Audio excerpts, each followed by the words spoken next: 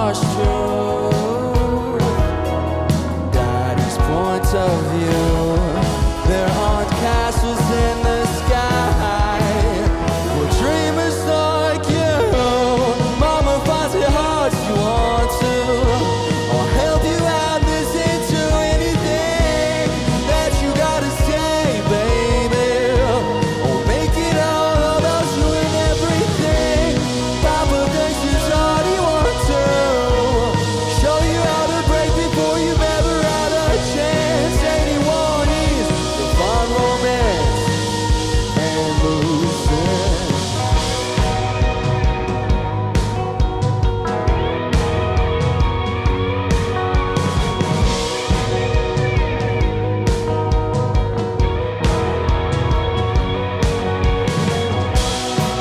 I spent a lifetime. I wanted from the start. Walls in heaven, and they kept me from your heart.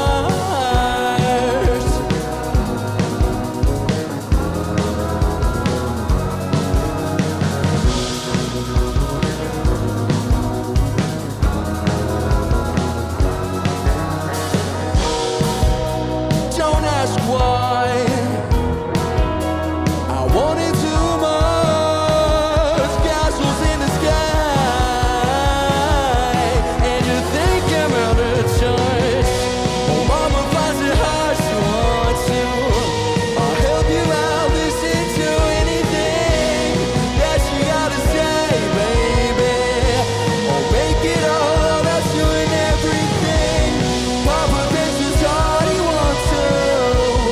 Show you how to break before you've ever had a chance. Anyone is to find romance.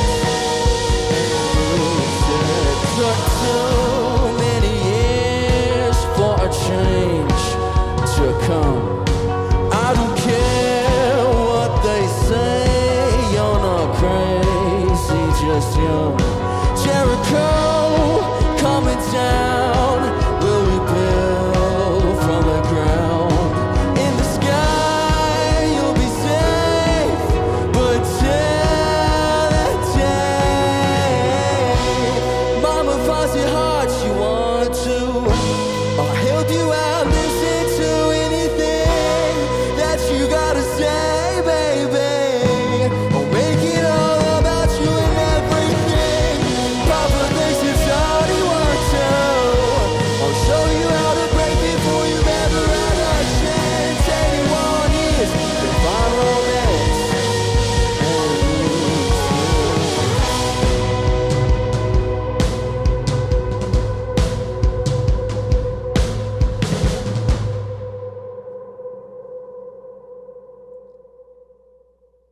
Welcome to Sounds Like Home 10. My name's Sean McPherson, and I'm really excited to be hanging out with Gowns, a big anthemic rock group representing the Twin Cities and making some really cool music, including the song you just heard, Castles.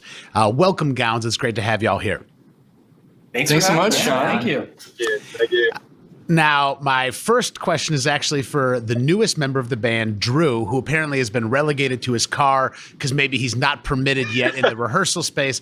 But Drew, my question for you is, a lot of folks who have become members of Gowns have talked about the magic they felt right away, walking into the room, feeling like this group was different and was special.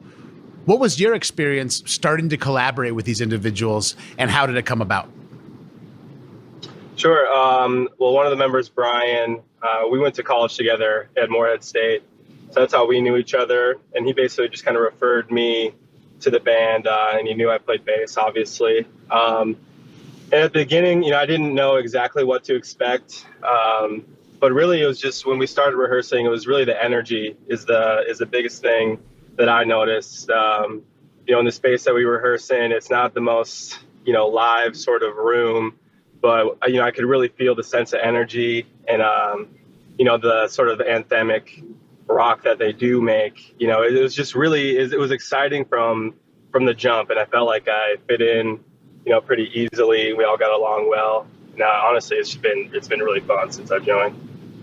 if you get along so good, they should let you kick it with the interview guys. You know, come on. I know at rehearsal I got to play from the parking lot. Do they run a generator out there or something? I'm just playing. I'm sure you got reasons to be separate today, but I'm glad that you're together with the group in general. Now, I want to ask the folks who founded the group, including John, how did you settle on making anthemic music, and how did you start to assemble a cast around your songs? That's a beautiful question. I think that I'd like to start with the fact that we all met on Craigslist, the initial founders. So Zach is like ground zero, just like initial cast. He and I helped create it with a couple other people, and Evan's jumped on maybe a couple months after creation. Yeah. But to your question about how do we settle in the direction of like this anthemic sound, you know, we had all of this energy and kind of anger. You know, I as a young songwriter, had a lot of anger toward a lot of injustices I saw. And so I think that started in like an Arctic Monkeys kind of just raw kind of sound.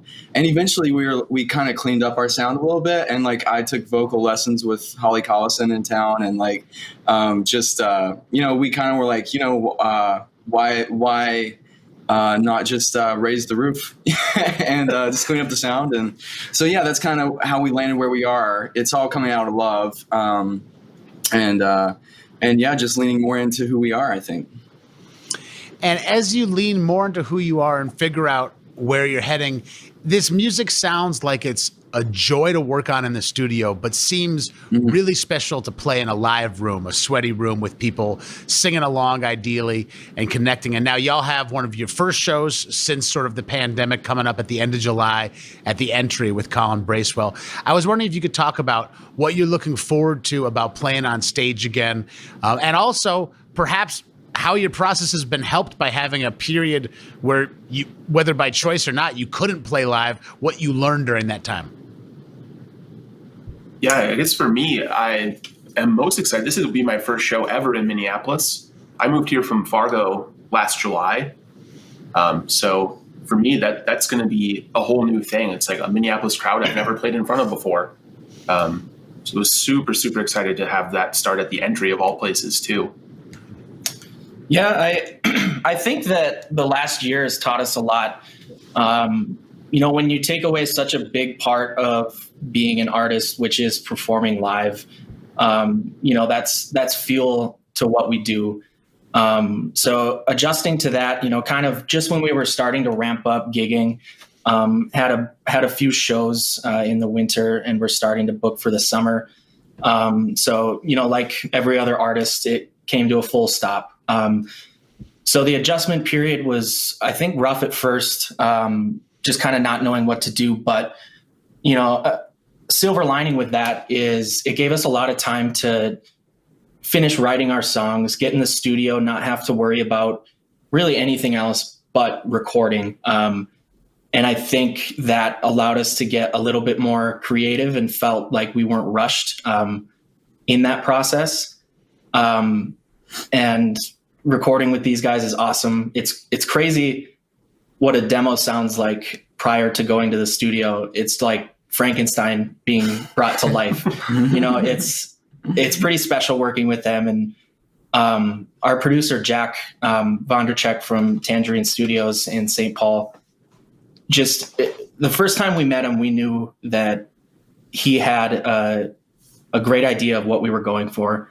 And that relationship has just grown so much, and we feel like we found our guy. Yeah. And we're kind of just ramping up again, hitting our stride, and we're so excited to get back and connect with the fans. I think it's really funny, speaking of Jack Vonderchek at Tangerine Record Studio or whatever, Colin Bracewell and the vocalist from Dury, well, I guess Dury in general, both of the bands on our 7th Street bill, both of them work with Jack, which I think is really interesting. Gotcha. So it's kind of like a little Tangerine Studios feature. That is cool. Let's ramp it up right now with a live performance and check out a rendition of Imaginary Number. Do you want to tell me anything about this song? I sense a lot of longing and loneliness, but still a lot of energy in the tune. But for the primary writers, like, what's this song all about? Yeah, I think the best way to sum it up is you actually nailed it. A lot of what you said is extremely applicable. I think it's about recognizing your own struggle and trying to find brightness in that and see the light at the end of the tunnel and build off of your struggles, whatever it may be, to really just build a better you. And we couldn't be more proud of the song and how it turned out. Well, let's jump into it. This is Gowns from Sounds Like Home 10 doing Imaginary Number.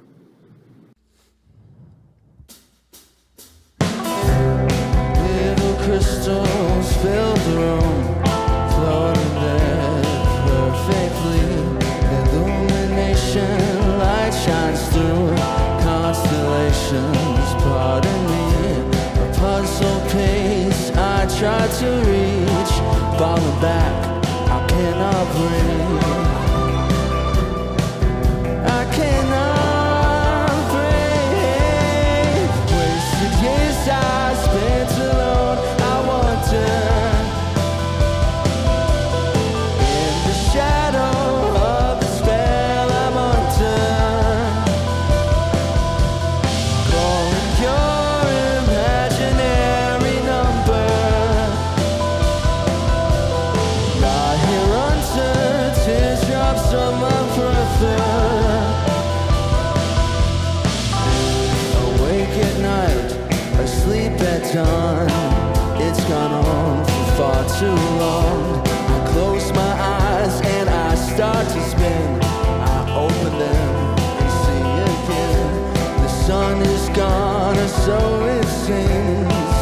It's alright in front of me. It's alright in front of me. Wasted years I spent alone, I wonder.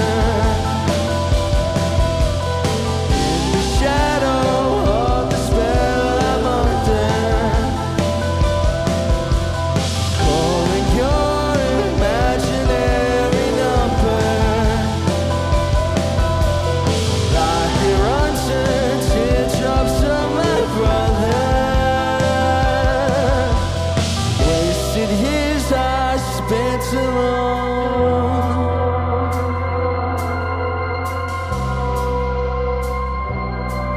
I wonder. Wasted years I spent alone. I wonder. In the shadow of the spell I'm under, calling your imaginary number. Lie here under teardrops of my brother.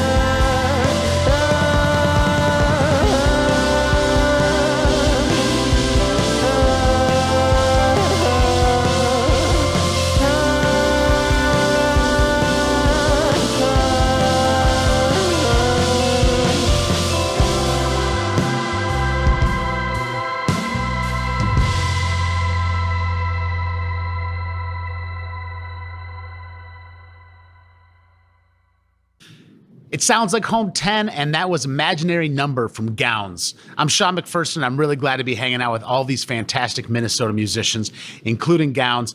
And again, I got to ask a question for our friend Drew, the newest member of the crew. Now, Drew, offhandedly, as you probably know, engineers will go, "What'd you have for dinner last night?" just to get a little mic check on you. And we asked that question of you, and you left me hanging because you said fish tacos, yet obviously one should have been required to say whether it was grilled or fried, and you didn't. And I can forgive you for that, but I am curious if you had more details about the fish tacos. I would love to get that from you. So.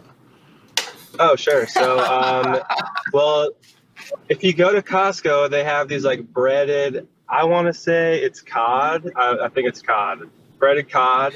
So I guess we just put it in the oven, 420, 15 minutes. You dice up some peppers and onions, toss them in there, a little pico, and it's good to go. All right. So neither grilled or So, it's always great to meet a man who sets his oven to 420. Well, this is we are hanging out with Gowns, and y'all have been in the works, making music, making videos throughout this pandemic, really keeping up the productivity at a time where it can be really hard to really get motivated about anything. During these quote unquote creative doldrums, you guys have been anything but stagnant. How did you keep the energy up without the demand of playing shows and doing all that? How did you stay focused and dedicated to your work? Yeah, I think it's just trying to figure out a way to stay busy and not use the lack of gigging as an excuse to quote unquote take a break. It starts to get to a point where you're like, how can we be creative? What can we do with the hand we're dealt? With that, it's trying to figure out, what can we do visually? What can we do with our limitations? And it happened from a lot of creative brainstorming. We continued to meet every single week and try to figure out new and creative ways on how to collaborate and at least, try to keep up as much momentum as we can in terms of putting content out there for listeners. And, just because we can't gig, people still crave music. They still crave video. They still crave energy. So just trying to figure out a way to best portray that in a strictly virtual environment. Got you. And I want to ask a little bit about your relationship to the Twin Cities music scene, as I know we got some folks who hail from West Virginia and some folks who had done some time in Fargo and other parts of Minnesota. And I know Fargo's in North Dakota. I'm aware it's just right next to Moorhead. I want to ask, what does it feel like coming into this scene? How have you been embraced? What's the Twin Cities scene been like for y'all as you've arrived here? I'd like to speak to that. I'm from West Virginia. This is John Bair. Just plugging my, my name. But gotta do it. Coming into the scene, I felt incredibly embraced. There is such a beautiful scene. That's the reason I came here to begin with. When I came to Minneapolis, probably 4 years ago, just for a summer, I fell in love with the scene, with the city, the house show circuit, the First Avenue, everything that's happening there. We've fallen in love with our with the venue Skyway Theater. We're good friends with the GM there, Dan, and they have embraced us so much. As far as they'll go through our Instagram and post something on their main page or something from a little iPhone promotion, just kind of thing. They're real. And I think there's a lot of realness in this city. I think any city that you find, you go to, there's going to be, people that are just trying to climb some kind of ladder or whatever, but there's humanity happening everywhere. And I'm so glad that we found that here. Gotcha. Evan, do you want to chime in about your work in the band? I want to make sure that folks can be heard. And I already grilled Drew about the tacos. I just want to make sure you got a chance to speak your soul and your mind before we get to the last tune. Yeah. Well, I was just thinking of that last question because I'm from the Twin Cities. I've lived in Minneapolis my whole life, and it's just this city is rich with amazing music. The local scene here is just beautiful. There's so much good music out here. Historically, we have a lot of amazing music, and I've been, making music in this city with friends since I was 15, and just growing up in this city and with the house shows and everything that I've been going to, it's just amazing. It's something I've always wanted to be a part of, and to be here now doing stuff like this, it's a dream come true. Absolutely. Oh man. That it warms my heart for the Current to be a part of that, and also just ditto. Yeah. I love the Twin Cities. I'm so glad that y'all have chosen. Definitely. I've been listening to the Current for God knows how long, since high school. So it's that's awesome to even be here today. Yeah. Now, beyond just playing tunes, y'all are blessing us with a debut, this track Timepiece, which is from a forthcoming album. So before we get into this final song, can y'all just talk a little bit about the song and the forthcoming project? Yeah. Evan, would you like to talk about the song? Which one? Timepiece. Timepiece. Yeah, that's a very special song. But I don't know. Feel free to, It came together so quick. Yeah, it really did. It really did. So, like, I guess how it started was we were just rehearsing one day, and I do this a lot where I'll just play something totally random, and then Zach will pick up on it, and then he just started drumming to it. So I played the main riff for this song, just messing around, and then Zach just hopped on immediately, and then all of a sudden there was a bass, and all of a sudden John just all over it, vocals and everything. So it just it was so incredibly organic, and it just happened. Mm-hmm. It just instantly, and we just knew where the song needed to go, what direction it needed to go. We all just intrinsically felt that this song was, yeah. I feel like this is another really special part about it is, correct me if I'm wrong, but I think this was the first song that we wrote together with Bryan in the band. From scratch. Bryan had amazing contributions to the other songs in the recording process.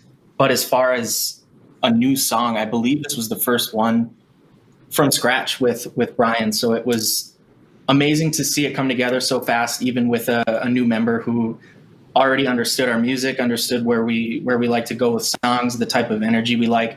So I think that's one of my favorite parts about it. And it's just a really fun song to play. Super upbeat, very capturing of ears, and you can't help but tap your foot and bob your head to it. And is there a release date for the album, or is it TBD for that? Yeah, we actually just set it the other day, Friday, July 23rd. So 1 week before our show at the entry. Man, well, thank you for blessing us with the debut tune. Drew, Zach, John, Bryan, Evan, good luck in all your pursuits, and thank you for sharing your talents with The Current today. Yeah, thank you so much for having us. This has been awesome.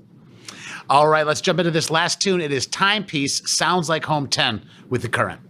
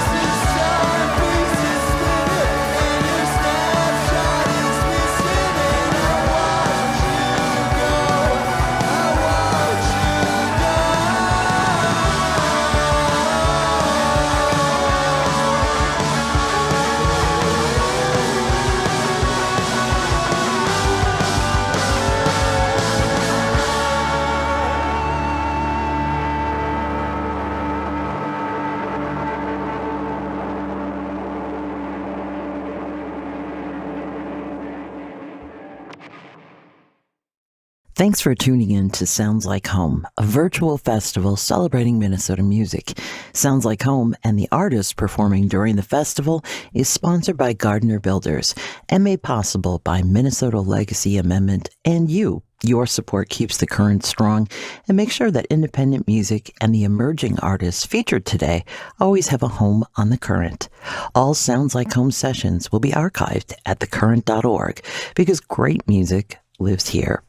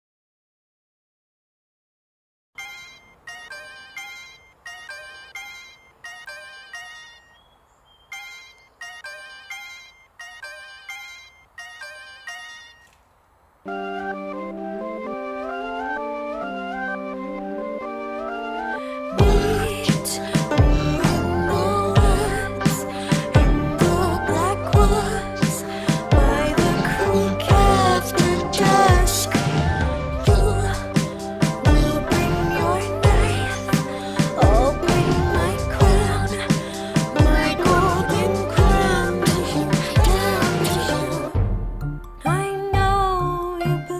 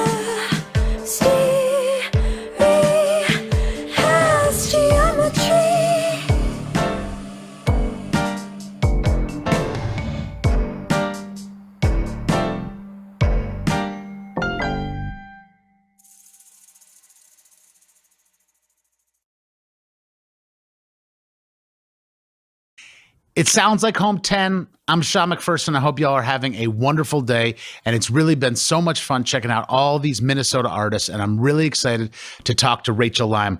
Rachel, thank you so much for sharing your music with us and for being here to talk about it. Thank you for having me. Really excited to talk.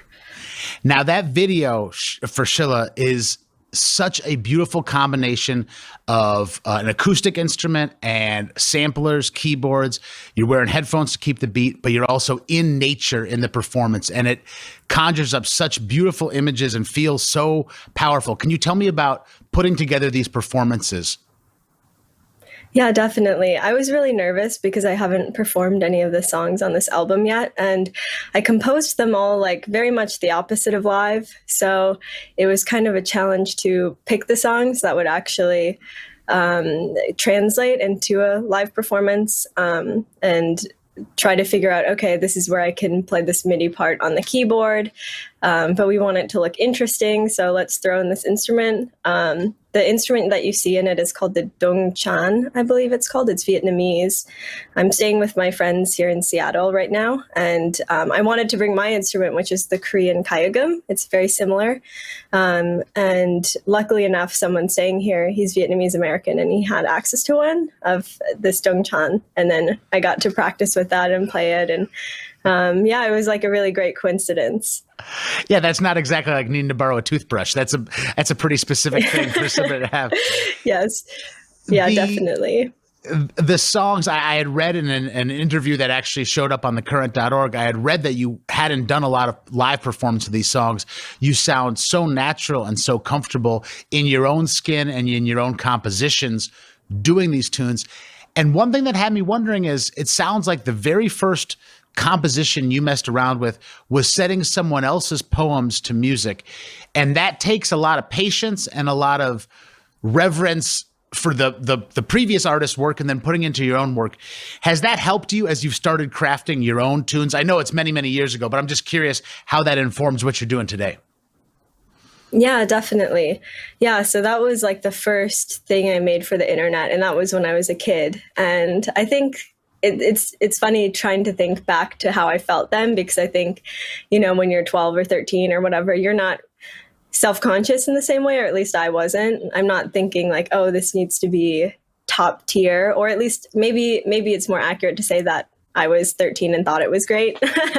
And so I didn't have the self-awareness in a way. So I don't know if it was like, it's very different now because it's I'm 27 now. I had my birthday last week, and now it's a whole different approach in terms of what you're talking about with the intention and like trying to find my voice and my confidence in my own stuff.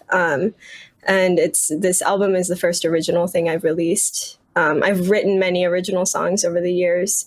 But it's been definitely like a new experience, but it has built on those kind of foundational, whatever I was feeling when I was 13 and wanted to express something. And I think it's like the challenge as an adult. Now you have the skills and you have to somehow like get your way back to that feeling of just, I have this thing I want to make. I believe in it. It doesn't matter if other people like it yet. I'm just going to do it. And it's been definitely like a challenge to get back into that mindset. I don't know if that actually answered the question, but it absolutely did. And the last stuff you were talking about, it's a little tough to talk to a grown-up and go, you bring a childlike energy to something, because that can seem dismissive. So I just want to preface this in the best possible way to me, watching this music and hearing you and seeing the videos. You bring this like the earnestness that I see from a child that just goes, I'm effing doing this. I'm going to bring this moment into fruition and I'm going to deliver this amazing experience. And even reading about the process you went through to make that video where you said, okay, I'm going to storyboard this thing and figure it out. There's kind of like a tunnel vision dedication that I hear in your music and I hear in your presentation that I absolutely love. And it seems, Rachel, like other people are noticing this as well. If I understand correctly, you've been a hobby-oriented musician for quite some time. You are now, the first time I read about you wasn't on The Current, it was at KEXP in Seattle. You are now signed to a label out of Seattle and starting to build up a little bit more of awareness. Do you think are you making music that needs to get out, or is it just you've always been making music of this quality, but it's just the right time to start doing it a little more ambitiously as far as presentation? Kind of a combination. And I want to thank you also for that compliment about kind of like the childlike approach, because that is the biggest compliment. I'll like probably talk about Kate Bush later, but that's something I really love about her is like you watch her and like it's just coming from such a pure place. And if I've even like a little bit tapped into that, that's like a gigantic compliment. So thank you. But yeah, so I've been making music since I can remember knowing how to like play the piano, which was like 8 or something. And so I have always been doing it, definitely not the same caliber, even like 2 or 3 years ago, because there's something that's different when you're making it intentionally. So my friend Rob, or he goes by Bobby now, Bobby Granfelt, who's here in Seattle, who I'm staying with now, called me like a year ago. I think it was the beginning of the pandemic, and was like, hey, I know you've like been posting songs on Facebook. They sound really amazing. I'm starting this label. Would you want to release anything on it? And having someone just like believe in me like that, I think really elevated how I thought about what I was doing. It's not like I didn't have the capability before. Maybe I didn't, maybe I did, but it was kind of this, now I was approaching it like, this is for my friend who believes in me. And, I guess that's kind of how the new part of making music for me is really taking it seriously because of that belief that I got from him and many other people that have really shown up for me the last year. Well, count us in that group because we really believe in what you're doing as well. Can you tell us a little about this tune, The Other, before we get into this next performance? Yeah, definitely. So this is a song that's probably I would say it's the most vulnerable on the album. There are many songs that are kind of like Voyager 3 and Sheila are both explicitly about these characters. And all of the songs are kind of like that, but this one is probably the most like confessional, quote unquote. And it's built around this sample. I built most of these songs on GarageBand actually, or a lot of them, before I upgraded to Logic last year. And so it's very simple. It's not sophisticated, I think, in terms of production. And it's built on this sample of me just singing ooh. And then I plugged that into GarageBand sampler keyboard, which I didn't even realize it had that until like last March. And then it like opened up this whole new world of ideas. Voyager 3 is also, and Sheila are both kind of like built on stuff I did with the sampler. But yeah, it's about, the title is kind of, pretentious, because it's kind of like philosophy, like this idea of the other, and how you can never really know if what you want it's kind of defined. I think a lot about, there's this writer, Rebecca Solnit, and she has this essay about the color blue and how the blue of like the distant mountains is so enchanting, because you can never reach it. As you go closer, the blue disappears, because it's actually the color of the air between you and it. And for me, this is kind of related to this idea of the other and how it's something that is defined by it not being you. Sorry, I feel like I'm being very pretentious right now, but that's what the song is about. You know what? The tune's good, and if it's a little highfalutin to explain it, but it sounds this good, I'm all in. So let's get into another track. It Sounds Like Home 10, and this is Rachel Lime doing The Other.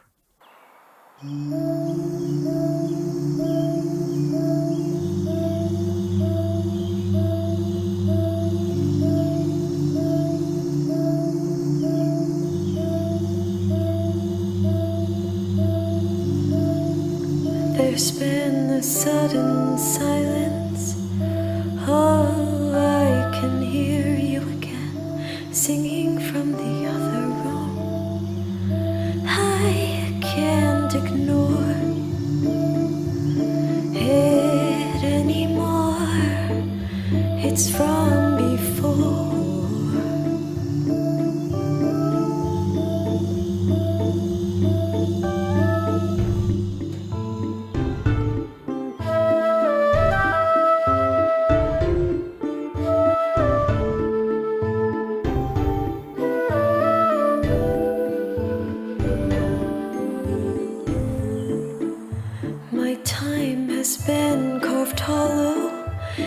Bedroom ceiling turned to glass, a window to the past.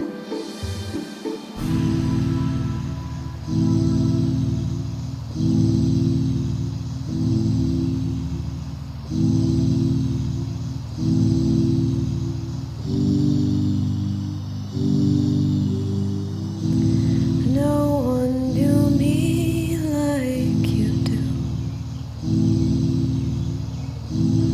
I'm so selfish, it's true. Maybe I needed you.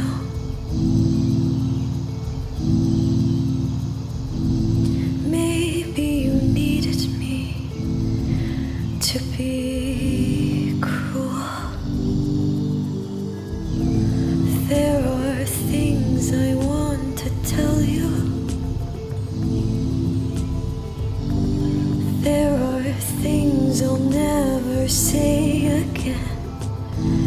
If I open the door, will it be like it was before? It Sounds Like Home 10. I'm Sean McPherson hanging out with Rachel Lime. We just heard the track, The Other.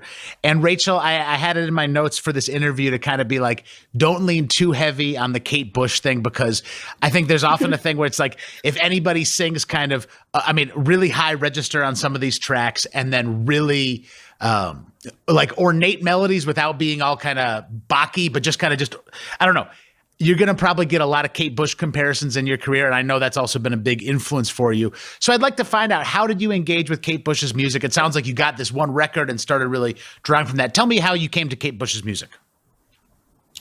My friend Emma was driving me around St. Paul, and like in my imagination or memory, it's like nighttime and raining. I don't know if it actually was. Maybe it was like a bright day. But she played Hounds of Love for me, the album, I think like straight through. Or maybe she did like Running Up That Hill and Cloud Busting. And I was like, oh my God, like this is something that is coming from like inside my soul. I can't believe it exists. I'm not saying that that's like my music or whatever, that I have any ownership over it, but just when you hear music that just strikes that really deep chord with you, and it definitely changed my life, because I was like, I've been wanting to make like weird kind of like folk music, sort of inspired, like fantasy world music for forever. And I didn't realize that it existed in the same way that she does it. So I think it really helped me be confident in what I wanted to do, which hopefully isn't just an imitation, but it definitely is like a tribute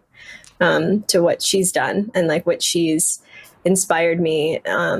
She's inspired me because of her music and because of how she made it and how intentional she was, and that she really had a hand in like every part of her career and how she put together her albums. And it's just really inspiring, especially to see like a female producer and musician who did her own stuff and didn't really just really believed in what she did and didn't I don't know, she's I love her so much. But have you heard the story about Kate Bush baking for record executives? Have you ever heard this tale? I don't know, actually. I have read a biography, I'm embarrassed to admit, but I don't know if I know this one. My brother told me this story, and it reminds me of the amount of sort of independence and do it her own way that Kate Bush has always had in her career. But apparently during her really long hiatus for much of anything besides for being a human being, she reached out to like her management and the record label and went like, you got to come out to my place. I've been working on this thing. I want you to check it out. Oh, and I have heard this. Okay. Oh, that's so good. So like these people are like, all right, cha-ching, new Kate Bush. Like, I mean, she's a big deal here, but she is bankable in the UK. And so they all drive out and they're all excited. And then she's like, I've been working on a bunch of different pies. I want you guys to try them. And they were all just like, oh my God. Like, and that's amazing. I connect with her humanity so much. And I totally, for the record, I do not feel like you're kind of a carbon copy at all. I just feel like you clearly are a student of what she does and are certainly using it as a jumping off point. There's so many places where you can head, Rachel. You're young and you have an incredible talent. And also you made an incredible video. I want to just say that there's a lot of videos that don't capture you, and Voyager 3 absolutely does. Do you have any things you want to see happen for you in your career in the next couple of years? I just want to keep writing and releasing things. I would love to make more music videos. The director, Alan DeLeon Taverna, is like amazing, and the team was so great in putting that together. And I would love to work with him and the team again to make something. But I don't really have any, honestly, like my goal when I was thinking about this album and like setting goals, it was basically that people I didn't know, like even like one person I didn't know at all, would like it enough to reach out to me about it. Because I feel like that says a lot, because they don't know me, so they have no reason to really care about it. And they like it enough to actually like find my contact information and send me something. And that's happened. So not that I'm feeling complacent at all, but just I feel really grateful, and I don't need to be more successful or anything like that. I think I just want to get better at what I'm doing. I learned so much the last year. I was not a very sophisticated producer. I still am not, but I don't think that matters exactly. But in terms of just like the like automation and things like that, I only learned how to do in like June or July. And yeah, so I think I just want to get like better at what I'm doing. I want to collaborate with more people. I definitely was a control freak about the last album, and I kind of want to like unclench my hands a bit and like welcome new influences and people into my process. But in terms of like, I want to play shows. And I want to I'm hoping to release an EP by the end of the year. I have like the drafts that I'm working on now,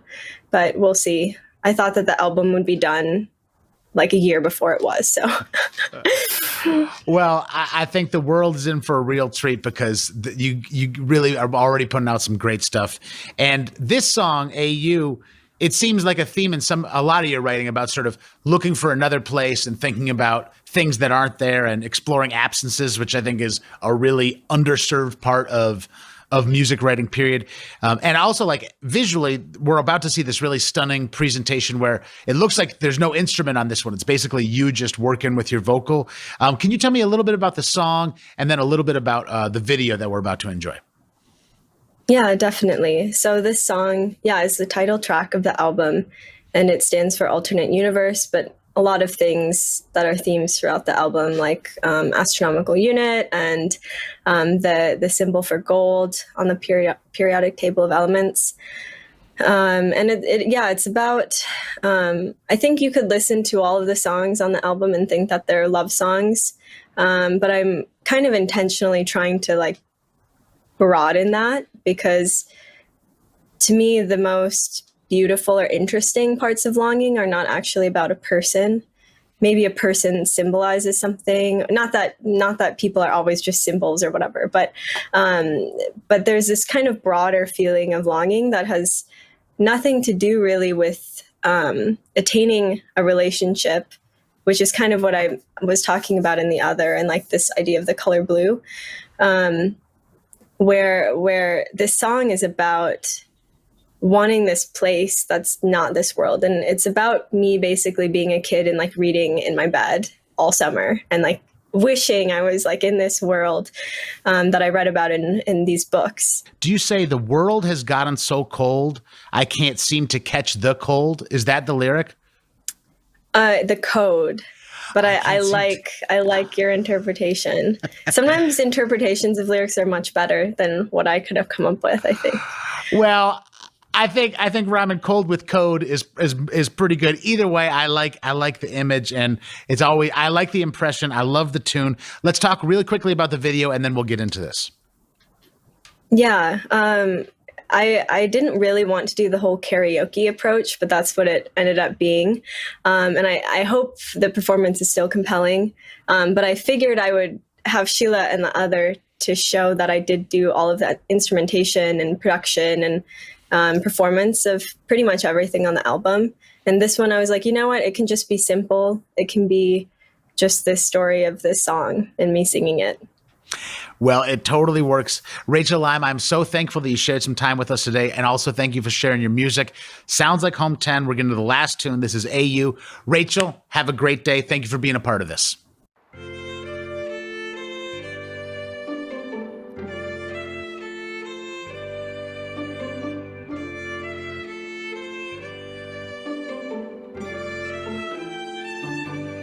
I've been walking all alone down the streets, looking for it, walking till the sun hits the road. I've been dreaming long, dreaming slow, dreaming of a world beyond this day, beyond the blue. Tell me you've seen it. Tell me you want it too. Tell me you'll fight for it. Tell me you need it too. The world has gotten so cold. I can't seem to catch the cold. I know there's somewhere where it's summer. I see its colors in my sleep. Oh, I'm lonely and I'm longing for the place I glimpse in dreams.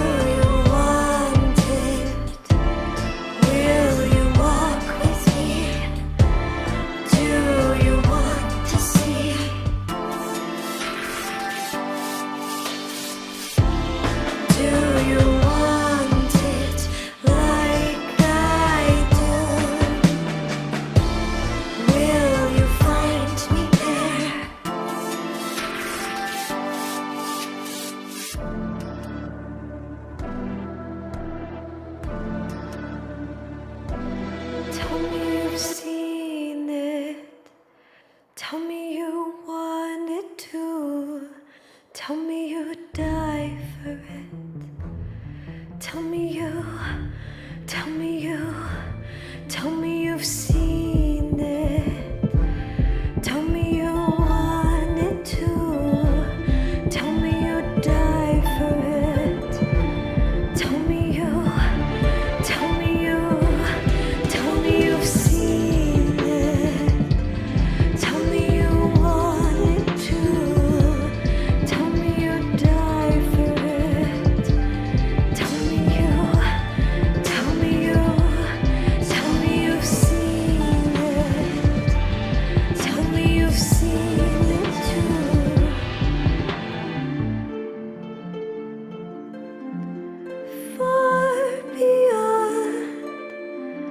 Far beyond the sea, there's a forest where someone waits for me.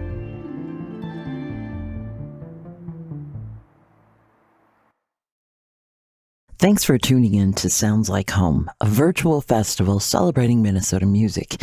Sounds Like Home and the artists performing during the festival is sponsored by Gardner Builders and made possible by Minnesota Legacy Amendment and you. Your support keeps the current strong and makes sure that independent music and the emerging artists featured today always have a home on the Current. All Sounds Like Home sessions will be archived at thecurrent.org because great music lives here.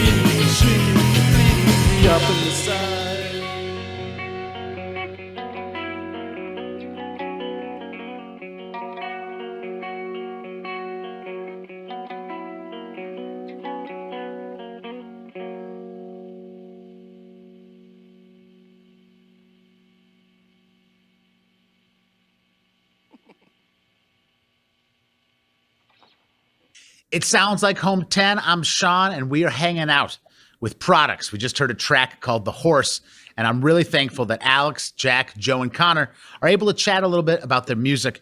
So Products, thanks for being here, and thanks so much for sharing some videos with us. Yeah, happy to do it. Well, it's really, really cool music, and I was connected with that track, The Horse, to some music I really like from the late 70s, the Modern Lovers. But I also know that y'all have done some traveling with some groups that are kind of in somewhat similar footsteps, especially it reminds me some of the Bodega stuff. I know y'all did a little bit of traveling with them. What music have y'all been listening to as you've been working on the Pink Puma release and your other work? Yeah, I can start. I think one artist that has popped up a lot and I've just sort of been enthralled by for the last couple of years is Kate LeBon. And she has a project also called Drinks that I really like with Tim Presley of White Fence fame. And also, I guess, what else have I been listening to? There's so many really cool. I just think there's a lot of great contemporary rock bands. Friends of ours from Canada, they're called Dumb. I know they're our pals, and they make just really fun. It's like you hear that influence of like the late 70s New York kind of no wave punk rock scene, but it's just got and I like to think we kind of got this direction on Pink Puma going, is that it's not just that straight ahead punk, but also allows us to add elements of folk and even a little bit of like Americana and just kind of like an all around, sense of like, what can you do with guitars and drums and bass and remain interesting in 2021? It's like the most standard configuration possible. Well, I gotta say, there's a lot of times where it is a standard configuration, but especially between Alex and Joe, you don't really sound like a 2-guitar band. Like, I got to get everything in here. I got to get all that in there. Y'all relate really, really interestingly to each other on the guitars. And especially, it seems like you sort of divide up who's taking the lead on certain tunes. Is the writing process such that it's kind of someone comes in with the big idea and you flesh it out, or is it really collaborative from note one? What's the writing process like for Products? I can take this one again too. Yeah. I think initially it was more I would bring in an idea. Because initially it was just kind of Connor and I got together jamming and with drums and guitar, and so at first I had sort of this cachet of old ideas, and then we'd flesh it out all together. But for Pink Puma, it was I think a lot more collaborative, where maybe somebody would just have a riff or just like a feeling or something we wanted to convey, and really just building the songs in our practice space, trying things out and just running through the songs until we kind of like landed on something that felt interesting and cohesive, but not too samey from song to song as well. We really want some variety across all the songs on the record too. Yeah, and I'd say a good kind of hint as to who, because like while that collaboration is very natural and things come together while we rehearse songs and sort of cultivate ideas, I'd say usually it's like if somebody is singing lead very clearly on a song, that's usually the implication there is that they came in with the idea and they're kind of like directing the song.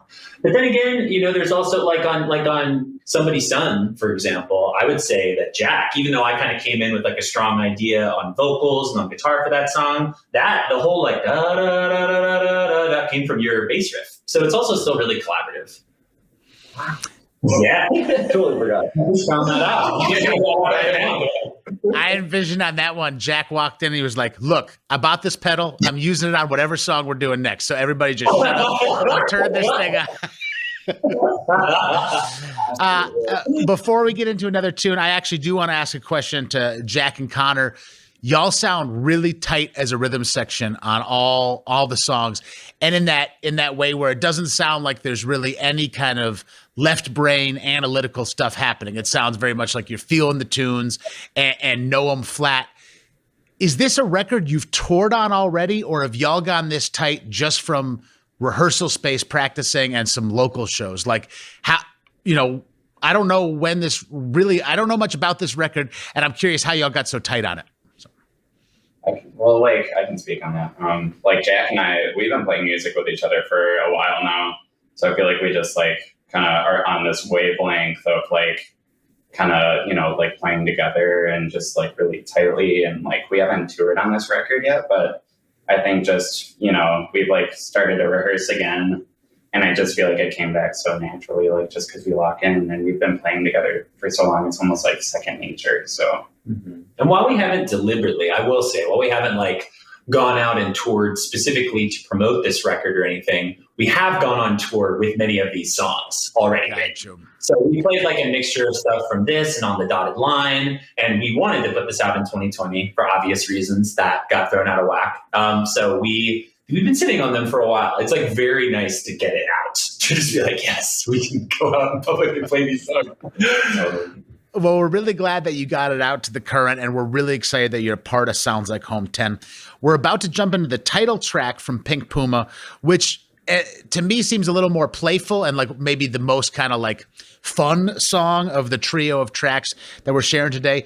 Could you tell me a little bit about Pink Puma before we jump into the track? Yeah. Pink Puma was a song, that was one that Joe and I truly did write together. We just kind of went out on the weekend, went to like a cabin and just were playing guitar back and forth and just kind of playing around. And we're constantly just talking nonsense and joking all the time in our band. And we just wanted to, I think, write something that was playful. And as far as like the lyrics go, we just sort of came up with some placeholder lyrics for it, and they ended up being mostly what ended up on the record. So it's definitely got sort of a Dada strange vibe where people have applied a lot of meanings to it, which is really fun. But yeah, it's just about a big cat in our mind. Well, for your information, I applied no meaning to it. I was like, this is playful. This is awesome. I'm digging it. And I hope everybody digs it. Let's get into it. It's Pink Puma, Sounds Like Home 10 with Products.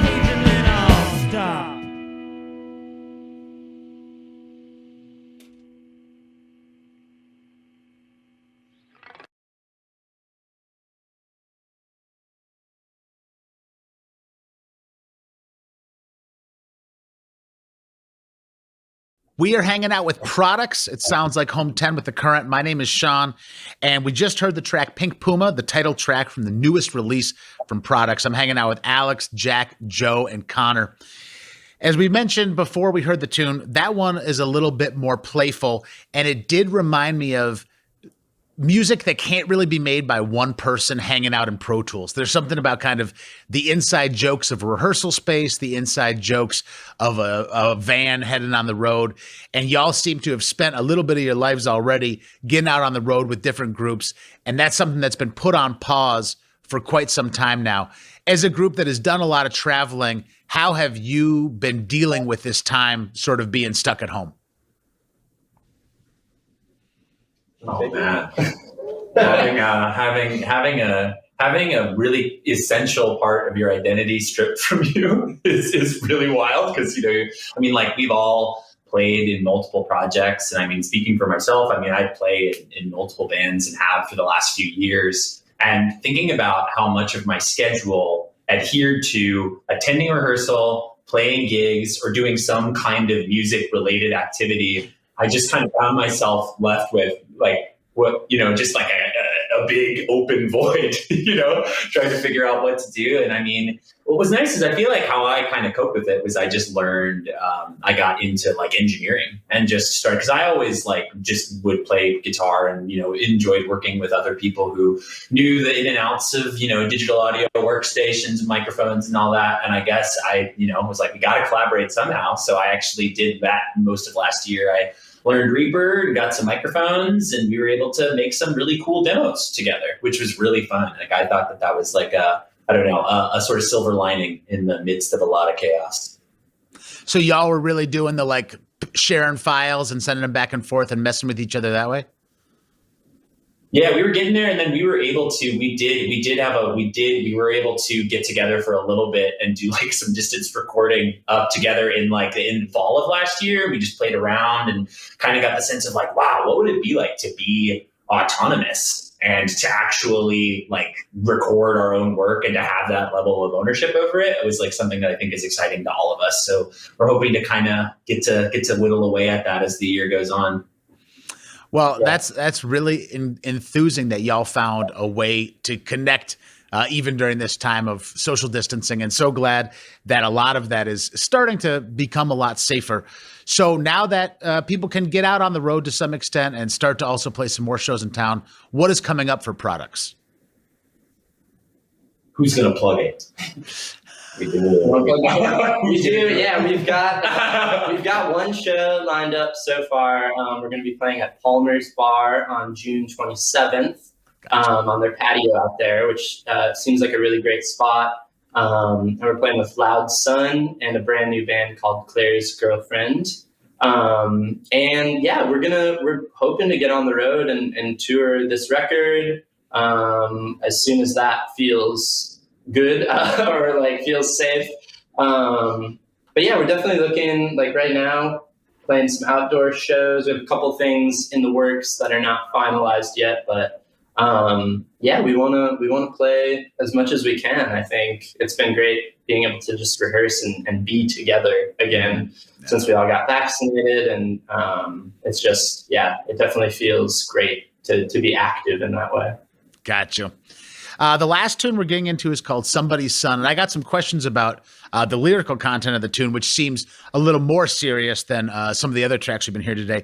But I'm going to take bass player priority and first ask Jack, I play bass. I love the way you got the effect working in that tune. And also now I find out you're kind of more involved in the writing of that track. So can you tell me about your approach to being involved in the composition and performing of this tune? I wish I had a good answer for you.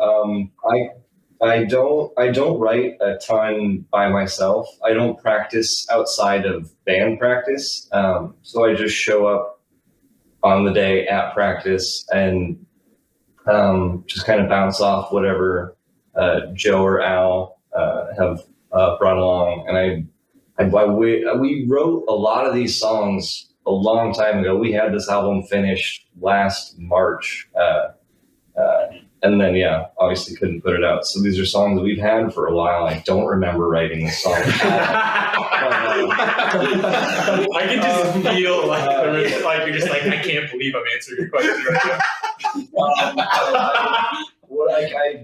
now. I have a bass with two pedals, like a chorus and a distortion, and it's a semi-hollow body. It feeds back very easily. I like a very trebly sound, so it gets really nuts. And I feel like this was one of the few songs that I really got to play with that sound. That's all I've got.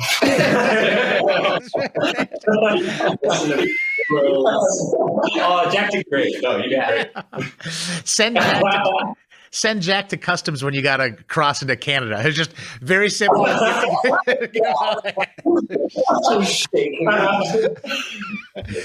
one time I stopped coming back into the States after playing in Canada because my passport number matched with like a fugitive that was on the run, and I was detained for like half an hour.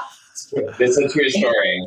Yeah. Well, I'm very glad that it was just half an hour. And let's, before we jump into this tune, Somebody's Son, am I right? Joe, it seems like you're the primary writer on this tune, right?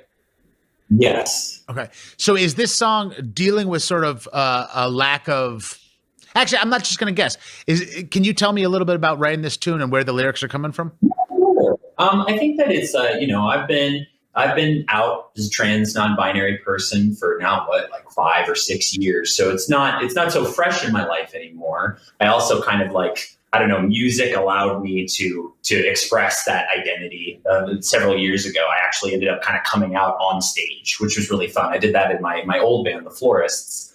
And this song is kind of just about, it's about a particularly kind of intimate relationship in my life where it just feels like, you've been able to grow into your identity and I've been able to have a community of people around me who like nobody calls me by my dead name really or misgenders me anymore. But there's like, some people in my life that I'm close to that relationship is strained as a result of, just being fully who I am. And it's a conflict that just continually goes on. And it's very difficult when, you try to have empathy for other people and you try to see something from somebody else's perspective. But when it's something like identity and something, in my opinion, which is as simple as just recognizing it through language, and somebody's unwilling to do that, it leads to a sort of a disconnect that's emotional and very personal. And, I just wanted to use this song to just express the complexities of that emotion and that whole process. And it's definitely like a song that's very, very cathartic for me to do.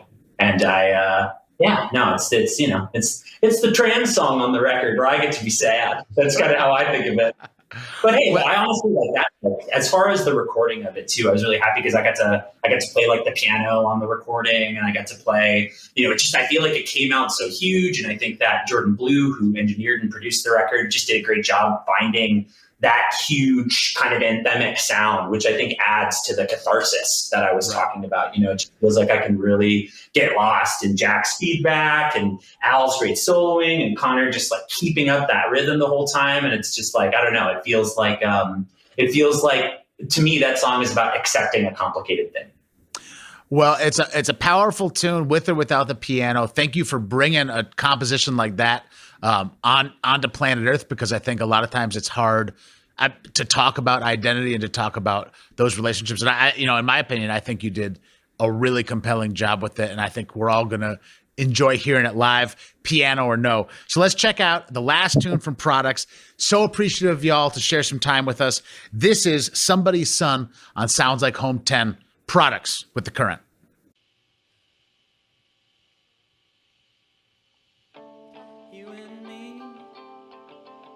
Opposite ends of the table,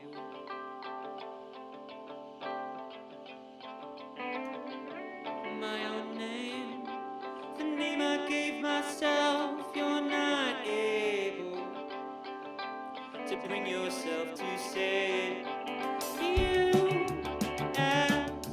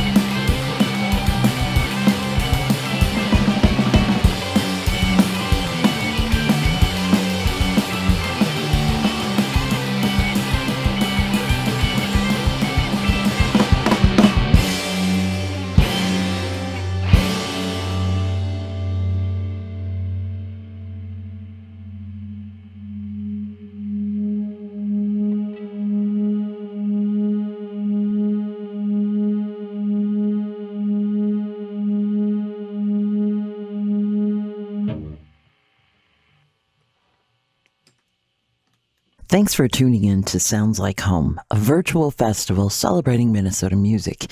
Sounds Like Home and the artists performing during the festival is sponsored by Gardner Builders and made possible by Minnesota Legacy Amendment and you. Your support keeps the current strong and makes sure that independent music and the emerging artists featured today always have a home on the Current. All Sounds Like Home sessions will be archived at thecurrent.org because great music lives here.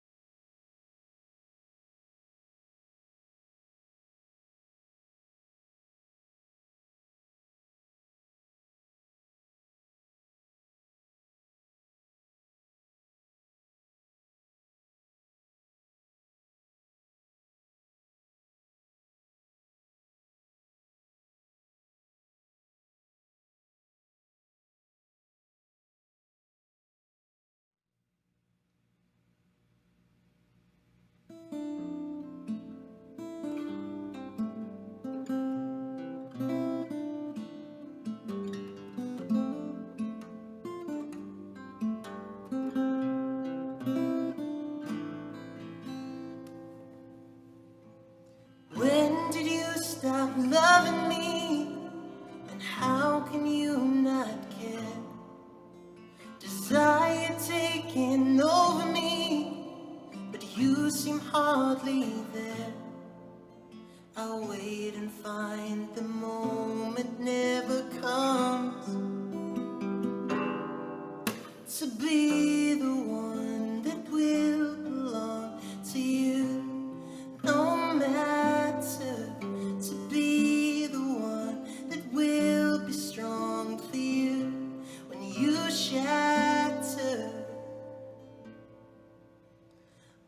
Moons are made for melodies, and suns are made to share. Blooms commit their felonies, and clouds pretend to dare. I look and find that nature has no sons to be the ones that will belong to you, no matter, to be the ones that will be strong for you when you shatter, taking all that time to build a bridge to something beautiful, but then you get there and it's gone.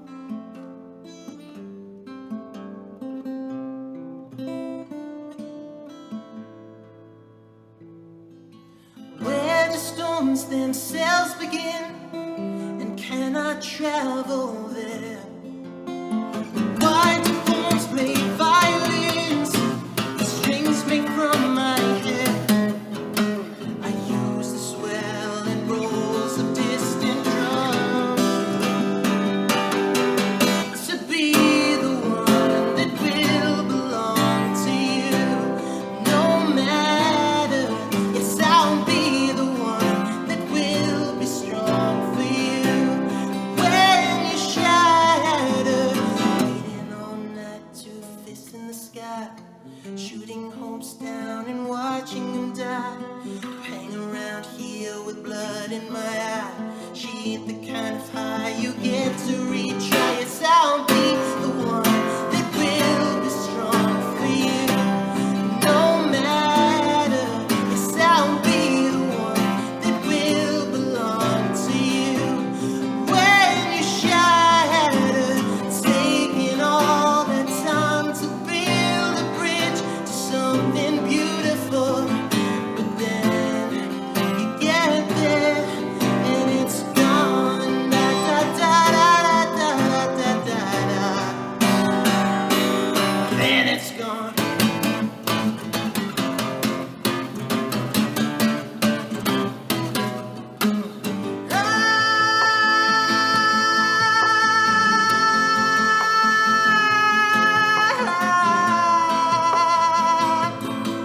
Yeah.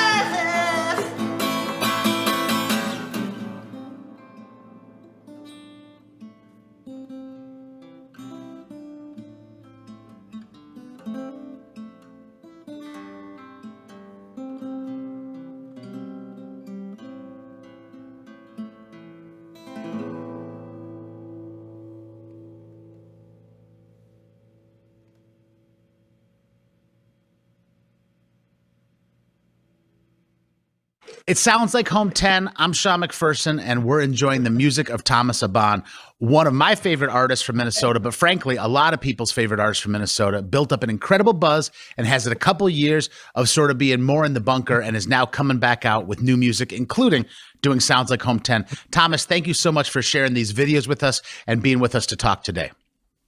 Thank you for having me. Now, Thomas, I've had the joy of seeing you play with an incredible trio, and I've also seen you play a couple times solo. On that song, the one that we just heard, when you drop in that drum beat on the guitar, it was completely unexpected to me, but right on time and made such a difference. Can you tell me about your development as a guitar player and also how you've been able to communicate songs that might be written for a bigger ensemble and bring them back into just the guitar setting? Yeah, that started pretty early on. When I started playing, I would play quite long sets, like 2-3 hour sets in like coffee shops and things. And I can't remember exactly where I came across the kind of percussive style originally, but I latched onto it because I realized that it would add a boost when it was just me playing. It would kind of, I felt like anytime I saw acoustic shows, they kind of maybe had like two modes, like two levels they could get to before the limit kind of happened. And I've always liked the dynamic of being able to add a drum beat essentially into what I was doing. So I think that's mostly where it came from. It came from not having a band. And now at this point, it feels natural when I'm playing. If I can add something to it, I usually do, just because I have another level I can get to. So it's kind of hard not to use it. Well, I think you use it judiciously, and I think it makes a really great impact. Now, I know you cut your teeth working as a solo artist, but I also know you've played with some of the best musicians, probably beyond the Twin Cities. But in particular, we share a mutual friend, L.A. Buckner, who's played drums for you from time to time. And you might be aware of sort of the L.A. Buckner stare, where you say something and he looks at you like, obviously, dude. And I said, I think Thomas Saban is one of the best musicians working in Minnesota right now. And he looked at me like as if I had said, I think water is probably a pretty important part of life. And in a sense, he's just like, yeah. Dude. But he basically said, this man locked himself up and learned everything he wanted to and everything in the universe about guitar. There's really not a thing he can't do on the instrument. I don't know about that. Right. But the thing is, LA is not super generous with unnecessary praise. He says things he believes in my opinion, in my time working with him. So for him to say that, I think he really believes it. And to hear you play guitar, you really do seem to have very few limitations about where you can go. And that's exerting a level of discipline to get there that a lot of songwriters don't have. So can you tell me about how you explored this instrument and how you became, even if you don't say you can do anything you want on it, there's a lot of stuff you can do. How'd you get there? Well, firstly, I feel I only see my limitations on it. That's interesting because I don't think of myself as a guitar player, really. I don't really feel comfortable with that even. That's interesting. I don't know. So, I think a lot of it, like I said, it came from necessity, right?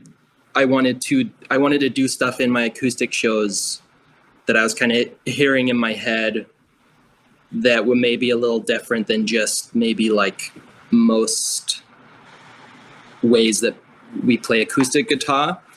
And I think also some of it came from, I would just experiment, and I like a lot of like classical music and jazz and things like that. And I think some of it came from that, trying to not being like classically trained or anything, kind of coming at like trying to assimilate some of that stuff without kind of being an outsider with it. And so I think that filtered through sort of like my lack of knowledge ended up working for what I was doing.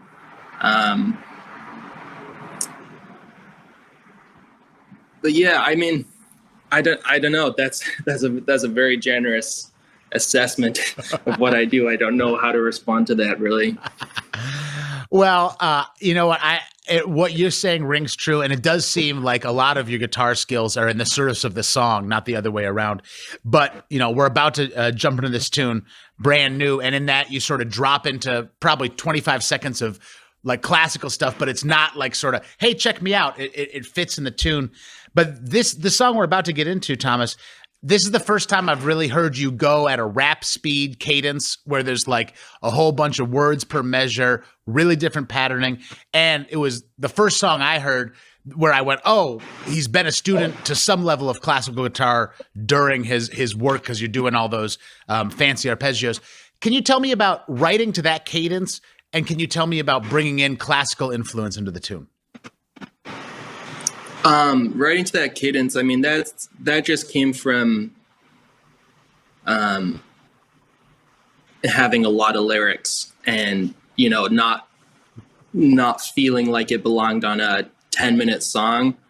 And the recorded version is slightly different, but it's, in terms of the voice, it's very similar. I think something about the rhythm and then getting certain lyrics, it just seemed obvious to kind of do it at that speed and that sort of rhythm and things.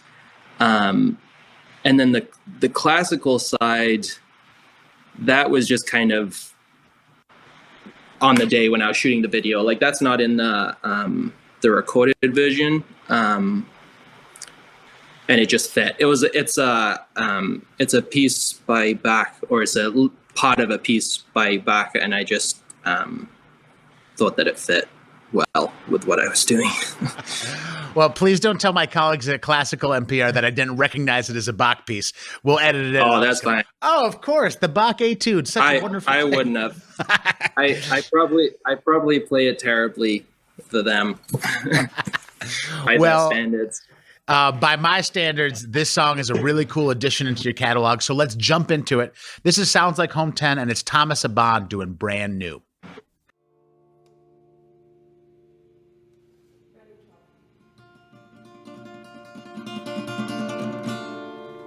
I'm just a ship that's passing in the night in another way. There's a monster living in the deep, the sailors say. And I think I thought that I think too much. Ever catch yourself thinking thoughts that are out of touch? And it's all brand new. Mirror painting on the wall, rusty nail about to fall. It's primitive and very small. Bang the hole and I hear guy call. In the upper rooms, past the upper hall, the mezzanine and the White Horse stall. Your echelons and your excellence, the feast of feet spend no expense. You turned away all those who seek. You prayed your prayer but don't let God speak. Sacrifice 8 days a week, from humble beginnings to the bed of a sheik. Entombed in crystal, entombed in ice. Spit wheels of fire that deny the price. I see love just like two wheels encasing the globe, but crystal it feels like heaven to hold, like heaven to touch, like hell to burn, but not hell as such. Hell has its turn, hell knows as much. So lean upon your rotten crutch. Leave this key at the foot of my door, and do my wicked mat that says follow the law. And if you do and if you don't, won't mean a thing, even if you're lonesome, destitute and a wretch, and thrown upon a coincidence. Bad luck's up to your recompense, a crown of doubt upon your heads. Who cares to judge, who cares to shout? Let he who presumes be he who's without. Slave to Mbabra in the final bout, cut off his head and then close his mouth. Traverse the universe and beyond, sell maps for $1, get hand for cons. Then they'll forget that you didn't belong. Now they're quoting me and even speaking my songs as if they are the finest speech. So now I'm gone, to each is each, but I'll be back to judge you all on the deck of my black ship. I'll stand tall with writing up and down my arms, secret names written on my palms. I'll burn the house, I'll burn the barn. I come to kill, I come to harm. I'm just a ship that's passing in the night in another way. There's a monster living in the deep, the sailors say. And I thought that I think too much. Ever catch yourself thinking thoughts that are out of touch? And it's all brand new. Shackle, burning bright. Be far from me this Christian night. Feet will fail as wings fail to fly, and every soul broken and contrite. Singing sorrow, marching line, 100 miles past the broken shrine. His face is wet with turpentine, existing is its every crime. The executioner's blade is sharp, simple ripples by the cop. The judge's mind is also sharp, cosmic scales played on the harp. By the boy, born upside down, see a smile made by his frown. Deeper than a weather must pains begin, but like a warehouse weapon she can never win. Dull broke, don't spill cranium. They lied to you, dear sapien. Homo superior's fixed to die. Feels a joke within its eye. Walks the road past heavenly hosts, working 9 to 5, making heavenly notes. To spend on hearing heavenly jokes, taking breaks for heavenly smokes. They turn out souls and edit out grief for scorning souls. Right past feast in the upper rooms, past the upper halls. On the balcony, they hit the coming dawns. On the floor, fake shards of glass, like strange forms, they're casing cracks and canvas torn. Never lasts, always wonders and never asks. Always scared and never acts. Always hopes and never backs. Always guess and never facts. Always more and never lacks. Always more and never lacks. Always proud and never plaques. Always mansions, never shacks. Always strikes, never reacts. And the canvas torn shall never last. Woo!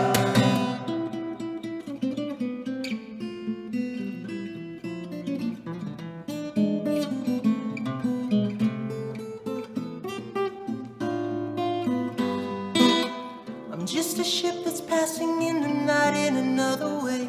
There's a monster living in the deep, the sailors say. And I think that I thought that I think too much. Ever catch yourself thinking thoughts that are out of touch? And it's all brand new.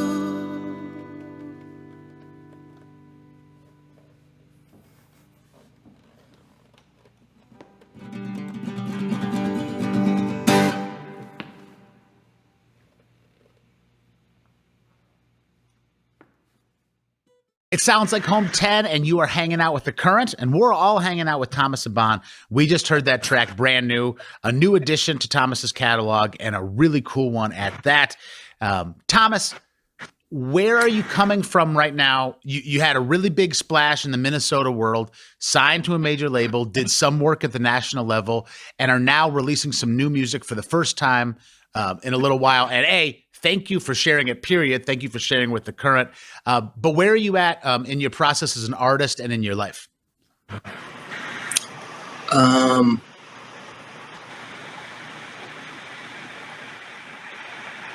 I guess I'm just at the point where I'm able and ready to release a new project.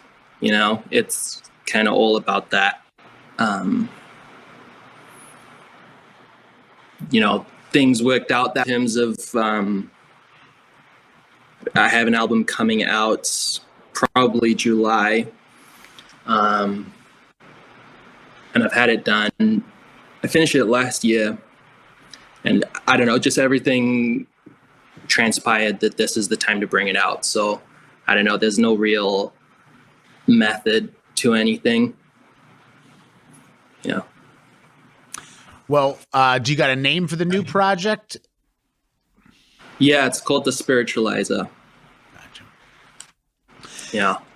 And it was completed. Was it completed during the pandemic, before the pandemic? Like, when did you wrap up the creative work on it? Wrapped it up during the pandemic. So kind of, can't remember the month, but sort of later last year. Gotcha. Yeah. Now, Thomas, the first way I connected with your music was, frankly, a way that is not a surefire opportunity to hear great music, which is I got a CD in my mailbox at The Current from you, and I try to listen to as much stuff as I can from that. I opened it up, and by the time I was listening to it, I was also getting emails from other people in town who were going, this Thomas Saban guy is the real deal, including Chastity Brown, who was an outspoken supporter of you, and making sure that people doing the work I do and media work were aware of what you were laying down. And I think a lot of what I connected with was moments in your songs that go places I completely wouldn't expect, but the minute they arrive there, I go, that makes perfect sense. And there's moments like that, even in these three songs, where you'll go to a major chord, or you'll go incredibly louder than you were 10 seconds before, or you'll do a really high angelic moment when before that you were a lot deeper. That's a level of compositional courage that a lot of folks don't find in their career ever, and a lot of folks don't find earlier in their career. I've given you maybe too much props about your guitar playing, more than you're comfortable with, but I hope you are proud as hell of your writing, because it really is pretty courageous and pretty different. Do you try, when you make these big zags and you go a really different direction, have you tried out 40 different things, or is this like, obviously it's got to go to this very different place?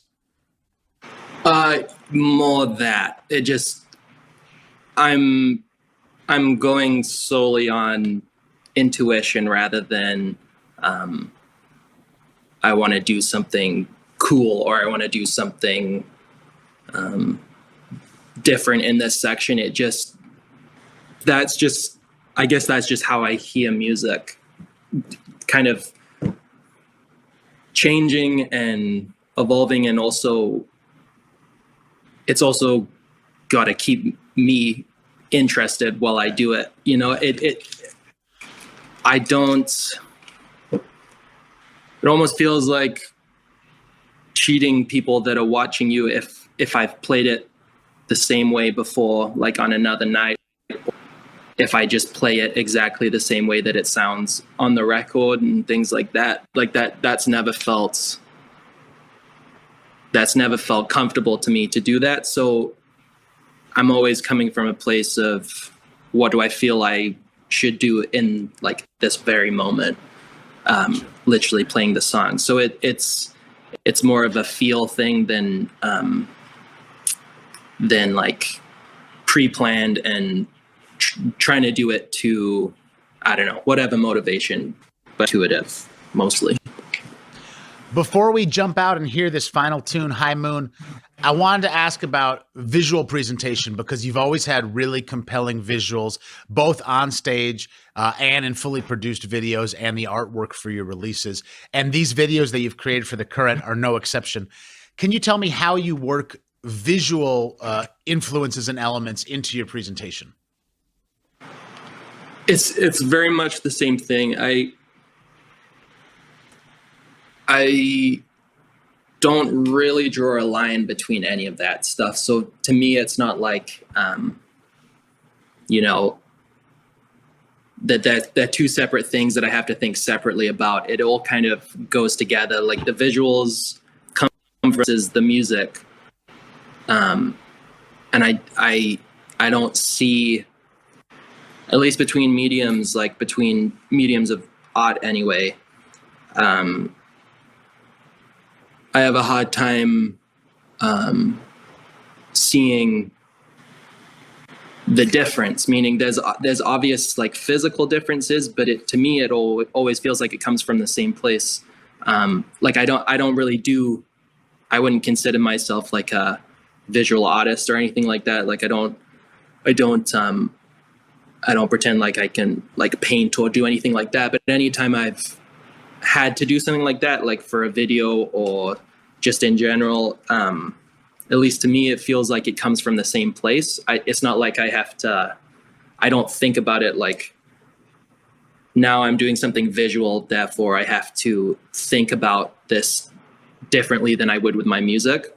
So I guess it all comes from the same place. And well, yeah, I don't know what else more to say than that. It comes from the same place.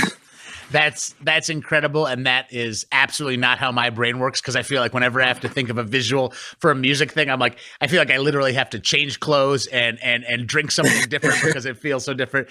But the place that it's coming from with your work, Thomas, is so compelling, and I'm so glad there's more music en route to be released even in 2021. Thank you for spending some time with the current. Thank you for making these videos, and thank you for being a part of Sounds Like Home 10. Thank you for having me. All right, let's jump into this last track. This is Thomas Aban doing High Moon. Sounds Like Home 10.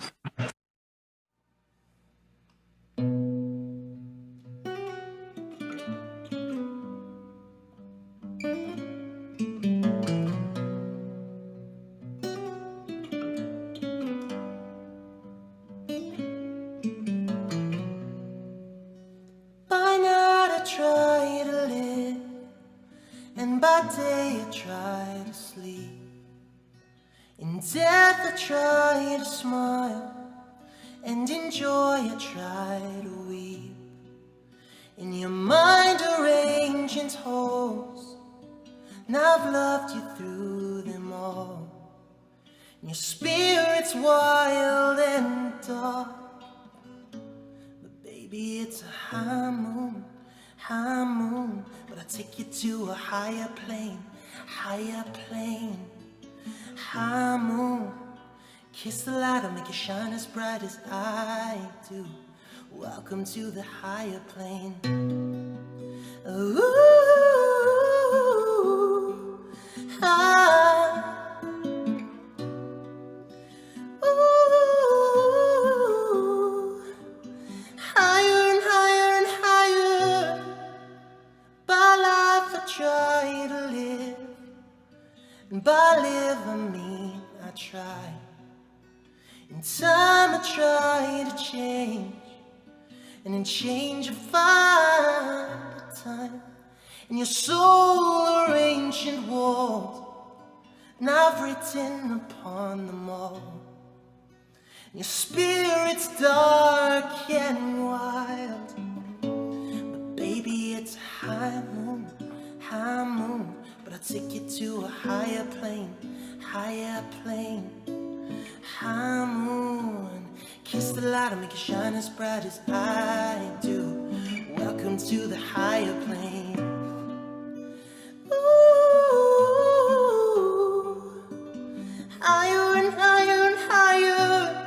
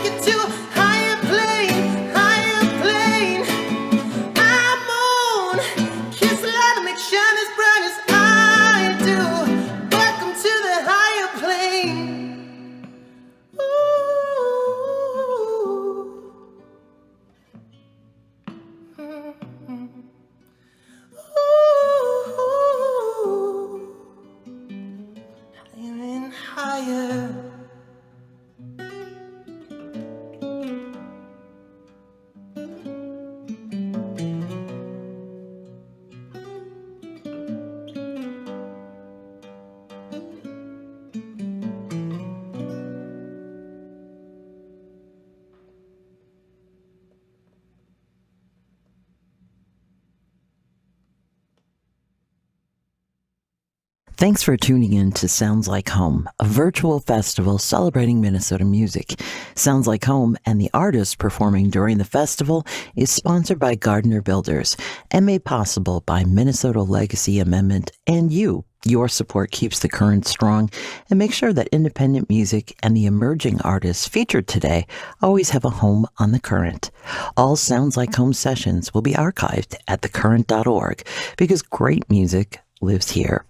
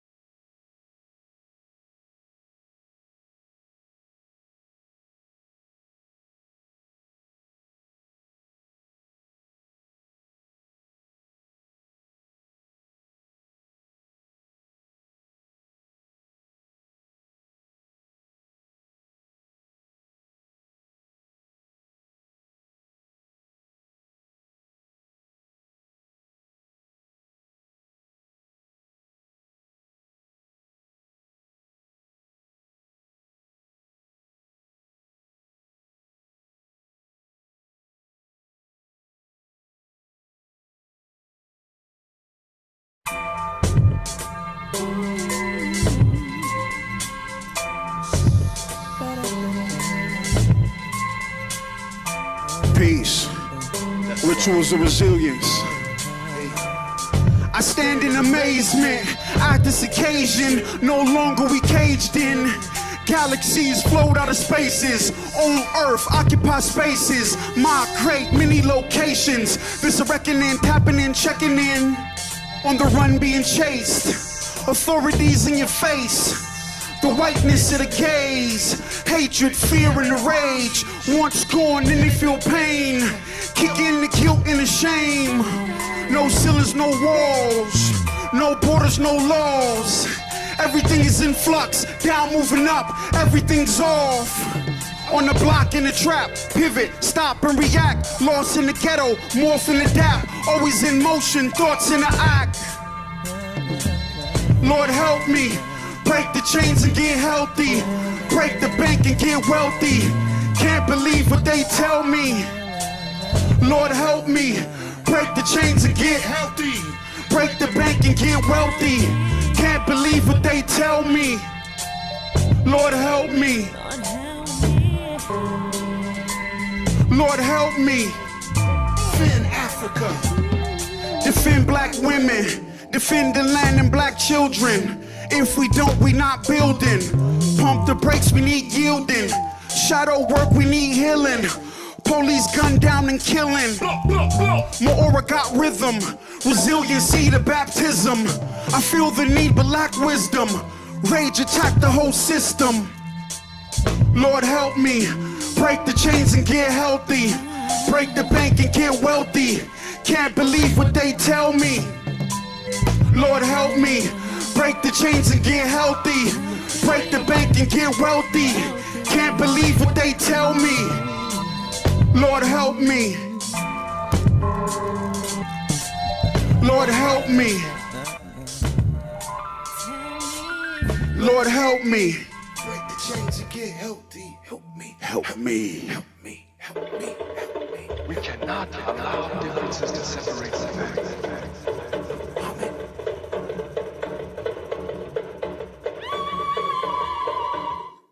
That felt good.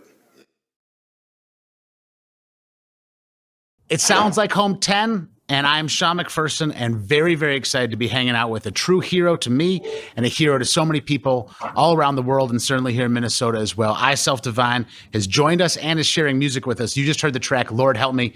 I Self Divine, thank you so much for being here today. Thank you for having me.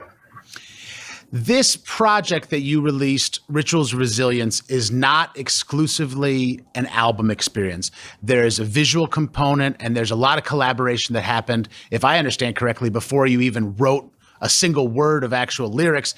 It was reflecting with visual pieces and engaging in that way. Can you tell me about the whole spectrum of what Rituals of Resilience is all about? Yeah, I would say Rituals of Resilience is around addressing the Pan-African experience of dealing with colonial oppression, white supremacy, and things of that nature. And I thought it was quite interesting that it was an opportunity to put it in the context of a institution, which typically is a place where the spoils of conquest is shown. And so it was an opportunity that was based off of lots of community connections related to engaging with Mia and framing things which I would say is around decolonizing the organization, decolonizing the institution, and really starting to ground ourselves in terms of who has power, who shares power, whose stories are permitted, and things of that nature. And even in terms of the feedback that has been received from people I know and don't know, there are different words and language, whether you're using language like non-binary to explain people's identities. People are seen in a place where they have not been seen. And even for me, when I was putting together my bio statement, it's not as if I'm very acclimated and have a comfortability engaging inside of museums. I have gone to art school, but how art has resonated with me was more from a social practice outside of the institution, more in the context of graffiti and taking space and things of that nature. So I would say contextualized, it is an album that accompanies visual, and decontextualized, it's an album that can stand on its own. So for those who are in town or those who are coming to the Twin Cities, get an opportunity to come in and check the exhibit.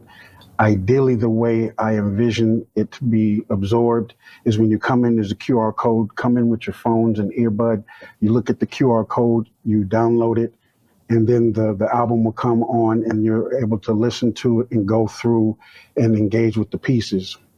Initially, when I did a test run, I listened to it and went through all of the paintings and prints and things of that nature very quick and was concerned.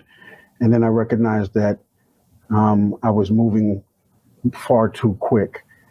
I needed to slow down and metabolize and feel the experience. And it was a situation to where when we were going through looking at the images, it was very clear that I wanted to get faces because too many times our people is seen as abstractions. And I wanted you to look at our faces past the level of uncomfortability, because in terms of race relations as it relates to us and how we're using art, part of the conversation or lack of the conversation is not wanting to go through the level of discomfort, because beyond that discomfort, then actually what you may find is pain. And to me, this was in lieu of the times that we're in lieu of understanding we're in a real transformative time. This was an opportunity that fell in my lap that I was a reluctant participant to be a part of, that I'm glad has legs and has the ability to create further discussion. You seem to be really comfortable talking about an initial misgiving about doing work like this with museums, which you mentioned even in your statement and mentioned now, have often been a place that has been supportive of colonization, has often been, hey, look at these things we gathered from other cultures. And in reading your statement, it looks like you found some really collaborative partners inside of MIA who had a desire to change the relationship that you might normally presume would happen between a curator coming in, and especially a Black curator who might be going, oh, we're just going to, sort of, here's exactly where we think you fit in our image and just do this and we'll be happy. Why do you think it was working really well with Gabriel and Elizabeth and making that lock up and feeling like you were good putting this material into this format? Well, here's what I'll say, and this is, part of the tension that lives within my body, but I would say me, along with countless other predominant white institutions, at times have little to no track record of sustained commitment to community, particularly communities of color and communities of low wealth, operating in a white supremacist culture and modes of behavior. You might hear something that you're working to diversify staff, the collection, or allow isolated projects to occur, which is when I did this, anytime you sign up for me is to do the real change. I'm not here for anything performative. And sometimes when you make one move to advance, you might have 2 or 3 different steps that are moving the opposite direction, which is, where I feel like we are right now. This was to, as an artist, to have a radical imagination, to vision that which isn't here, to get structural change beyond optical gestures with no real movement or commitment. For the past 5 or 6 years, I've had a close-up view of this through my work, where I work in the Daytime at Hope community. I partner with Mia around the art of radical collaboration, which was thinking about placekeeping, which is challenging the white spatial imaginary that says until white people acknowledge communities that are dealing with resilience, they don't exist, viewing people as social imperfections. And so the exhibit grew from those connections. And so to me, something like Rituals of Resilience would have not been able to take place if the ground hadn't been set with the art of radical collaboration, mapping Black identities and art and migration, which were other exhibits that kind of built some of the momentum. Working with this way, there was challenges that you can imagine. But the fact that the museum did offer a platform, and that Elizabeth and Gabe worked to create a platform that would allow artists to experiment with new formats like I have, I thought the museum was starting to shift away from the colonizing way of presenting objects and opening up and expanding its way of operating. But last week I found out that Elizabeth resigned with no notice given, or was pushed out. I'm not sure. I have no idea. No one at the institution will say anything about what is happening, which to me is unsettling. This is part of an ongoing repeat pattern of disruption. Just when the work starts to take hold and we start to make some real changes, white supremacy culture creates a backlash and the work is disrupted. Once again, I do question Mia's real commitment to change and decolonize. When underhanded things like this happen, how are they being held to account to the community, to the people in the city? With a large portion of the museum budget coming from public funds, how are they being held accountable to the public? So for me, initially, when I was thinking about coming on here, that wasn't the dynamic, and I was going to talk about some other things. But for me, as you know me, we go back. We have a relationship. I don't do anything unless there's a level of integrity based on the way in which I was raised. I do things in answer to a different calling in that regard. So for me, there's certain things that I can do in my privilege as a hetero, cis, African-American man. There's dynamics and nuances. But for me, part of what this is if you're able to hold space, how are you opening and keeping the portal open in that regard? So for me, that was the initial. But where we are right now, I'm seeking questions and answers from a structural perspective. But at least to the listeners here, what I would at least a call to action would be to go and see this exhibit while it is up. Because to me, it is we're in interesting times right now. And right now, people are always wanting to go back to business as usual. However, that status quo is defined. And part of what it is we are never going back to business as usual. And right now is a very critical time for us to imagine the world we want to live in and how we want to engage with institutions and things of that matter. So very appreciative of this opportunity and platform to speak on what's on my heart and mind, as well as be able to showcase some of the music that, when looking at the overall catalog, is quite different than anything that I've offered, and showing a different level of vulnerability, showing a different level of cadence, showing a different level. For me, the music soundscape was approaching things from an audiophile perspective, reflective of music throughout the diaspora, where you might have dubstep, Afrobeat. So I couldn't approach this in the typical way that I might have wanted to if it was going to be the next extension of my last album, The Sound of Low Class America. I want to talk a little bit about the music, but you said some really powerful things, and I just want to acknowledge, thank you for sharing that and for feeling comfortable to share that, and it's important to have those conversations. I do want to hone in on a music thing before we get into another track. You talked about cadence. Gotcha. Mm-hmm. On this record, I've been a student of your music for your entire career, since Micronauts, and this is by far the most creative pauses, the most creative creation of space, and probably the most impressive use of other voices inside of a piece, like the way that you collaborate with people. It's a really, really inspiring piece of work, and I know that a lot of that comes from your work. But I also, beyond one show at the Turf Club, I had never heard of Orko Elohim, who I know is a big part of the performances that we're enjoying today, and also the construction of the record. Can you talk about collaborating with Orko on this piece? Yeah, so a lot of people don't know Orko and I have a large history, a long history that originally starts from Los Angeles. So for those that don't know, I am originally from Los Angeles. I came here my junior year. And so prior to The Good Life or Project Blow, there was something called iFresh, which all kind of intersected with Ben Caldwell and a few other folks. And so we come from a history of art, music, culture, organizing, and Black power. And so we've never really been in the same place or space. So when I was leaving Atlanta, he and MF Doom were coming to Atlanta. And so then when I left one place, he would come. So we were never really at the same place at the same time. The first time we initially worked actually was with the Ninth House, collaboration with myself and Mujab Messiah. But always it was an opportunity of trying to figure out what made sense for us to work. But I also feel that with any people or anyone, no one is really monolithic.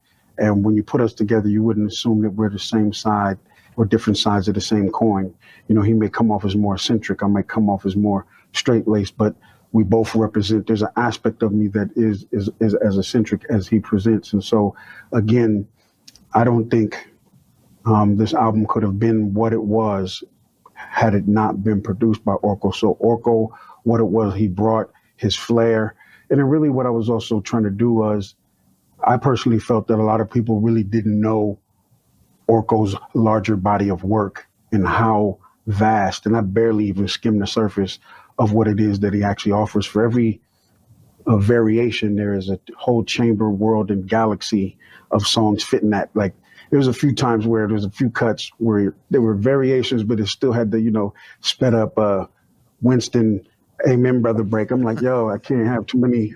I'm only take one of those out of that variation. You feel me? Yeah. But that was one of the goals and the impetus, because it was also, we're students of Sun Ra, we're students of Fela, and there was more of a celebration. So in relation to acknowledging the resilience of acknowledging the American experiment it was most important that we celebrate as well. So while you're in the field singing those hymns, to pass on the time, it was most to celebrate, not to celebrate and acknowledge that, we're going to live in these conditions, but to aspire for, freedom and liberation.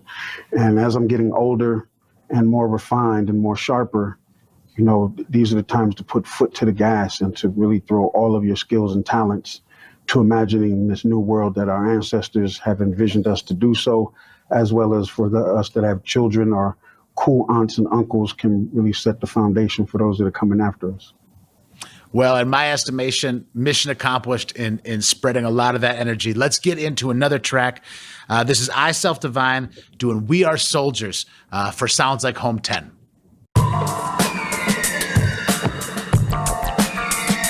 Rituals of resilience. I Self Divine.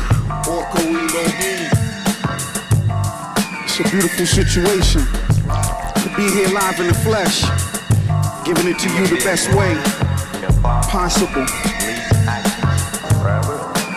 Over and over, create culture. We are soldiers, soldiers, fighting off vultures, vultures. Create culture. We are soldiers. Over and over, create culture. We are soldiers, soldiers, fighting off vultures. Create culture. We are soldiers. A celebration for coming up. Tensing your body for when they running up. Survival, swimming in concrete with zombies. The ambush promptly upon me. How shall I respond? Calm, peaceful, shall I bear arms? Negotiate, overthrow or appropriate. Isolate, clash on sight, or we co-create. Feeling like we made it, but the cadence of the cave-in was major. Full collapse, no time to relax. Flat on my back, had to adapt. The rebellion, escape, or sabotage. Agents of oppression was at large. Steadily assume informants in the womb, fingers in the womb. Over and over and over, create culture. We are soldiers, soldiers. Fighting off vultures, vultures. Create culture. We are soldiers, soldiers. Over and over and over, create culture. We are soldiers, soldiers. Fighting off vultures, vultures. Create culture. We are soldiers, soldiers. Over and over and over, create culture. We are soldiers, soldiers. Create culture. We are soldiers, soldiers. Create culture. We are soldiers, soldiers. Create culture. Soldiers, soldiers. Create culture. We are soldiers, soldiers. Create culture. We are soldiers, soldiers. Create culture. We are soldiers. Always creative.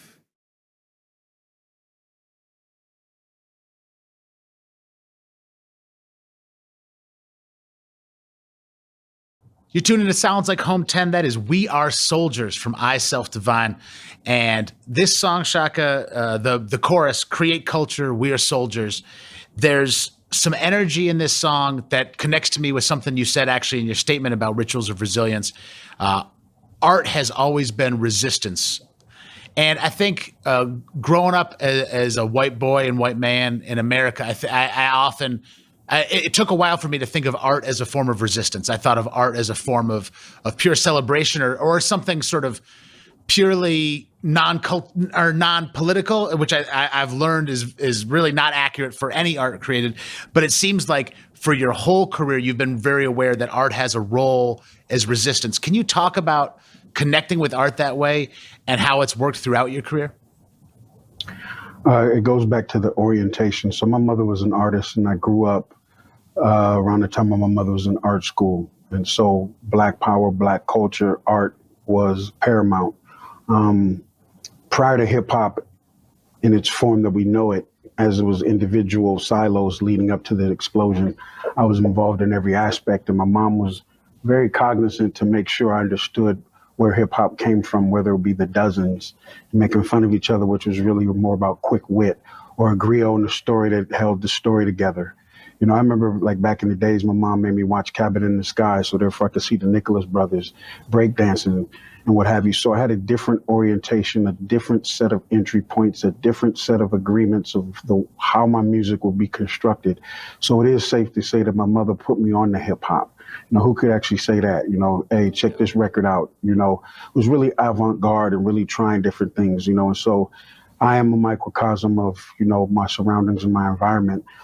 And the thing is I don't know anything other than that is my reference. I don't understand art particularly just to satiate and to satisfy. I only know it in the frame. I know, of course, a wider perspective of my entry point, even in terms of whether it's listening to, Curtis Mayfield or, listening to Marvin Gaye, even being in the shadows of Hollywood Watts.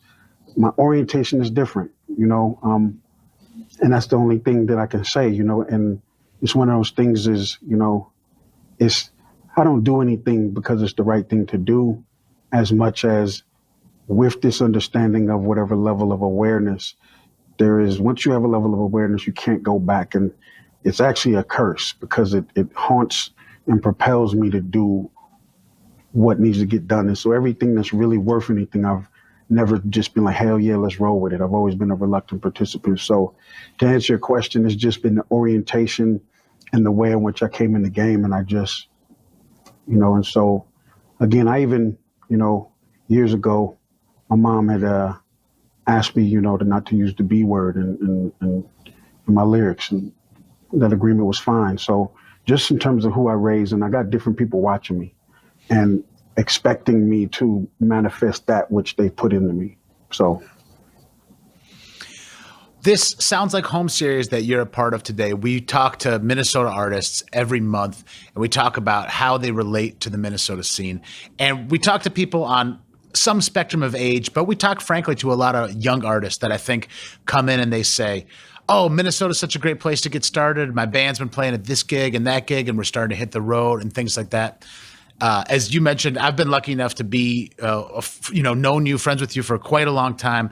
And I think that I have misgivings about Minnesota. There's a lot of things I'm really proud of about Minnesota, but there's a lot of things that have always been bad and are being more exposed in the past year plus, both artistically and beyond that. And I'm just curious, as a person who you spent a lot of your life in Minnesota, but you hail from California, and I read that you feel like even though that might be a place that you didn't feel perfect at the minute you showed up, this might be where you're supposed to be in sort of the cosmic sense.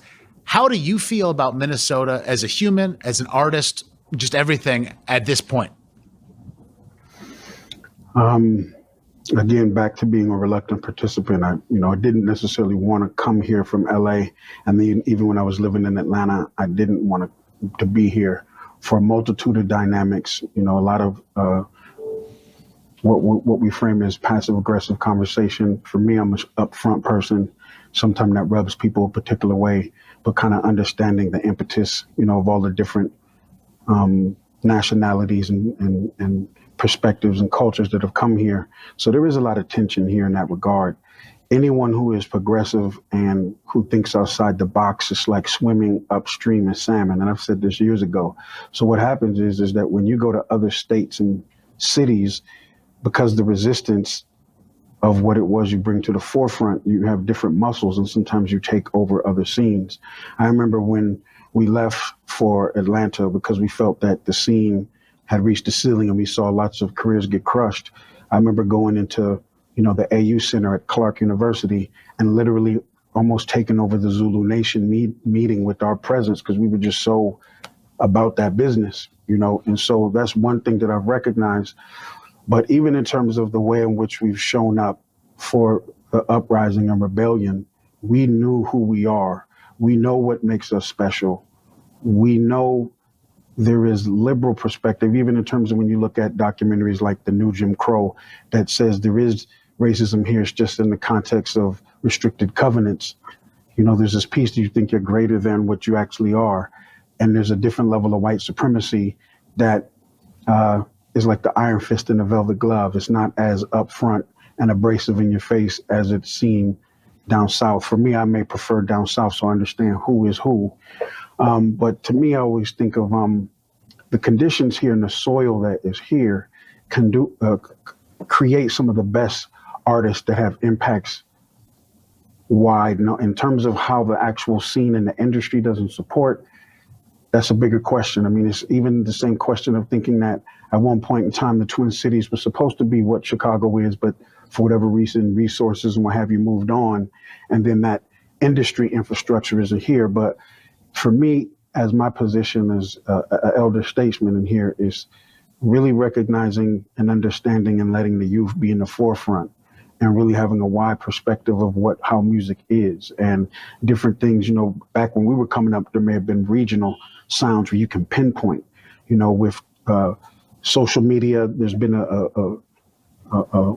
mix of things. One of the indicators is when you saw someone like A$AP Rocky from New York sounding like they're from Texas. Yeah. Other than the initial, everyone was sounding like they're from New York until they settled into their own mixture and be like, okay, no, actually I'm put this cultural reference to this regional spin to it. So for me, it's a both and situation. There's a lot of things here that make it difficult to live here, but when you start to even see the indicators of goodness is different levels of flavors and restaurants and tastes. Again, diversity is only variation, but we're talking about power and equity in relation to moving things. And so part of what I feel blessed to be a part of is the movement of folks that are coming together saying enough is enough. And I always take my cues from the youth. When I was youthful, as well as, again, as you mature. And for me, we really never got no orientation of what it means to be an elder. And it's really to show up with grace, even in terms of the uprising.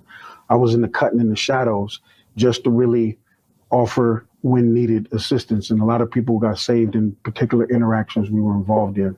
But to answer your question, right now I keep reflecting around how right now is such a great time to be alive, conscious, and present, and active, and engaging to move agendas forward. We're in a real interesting time. Growing up, when I was younger in the 80s, I always looked at the 60s.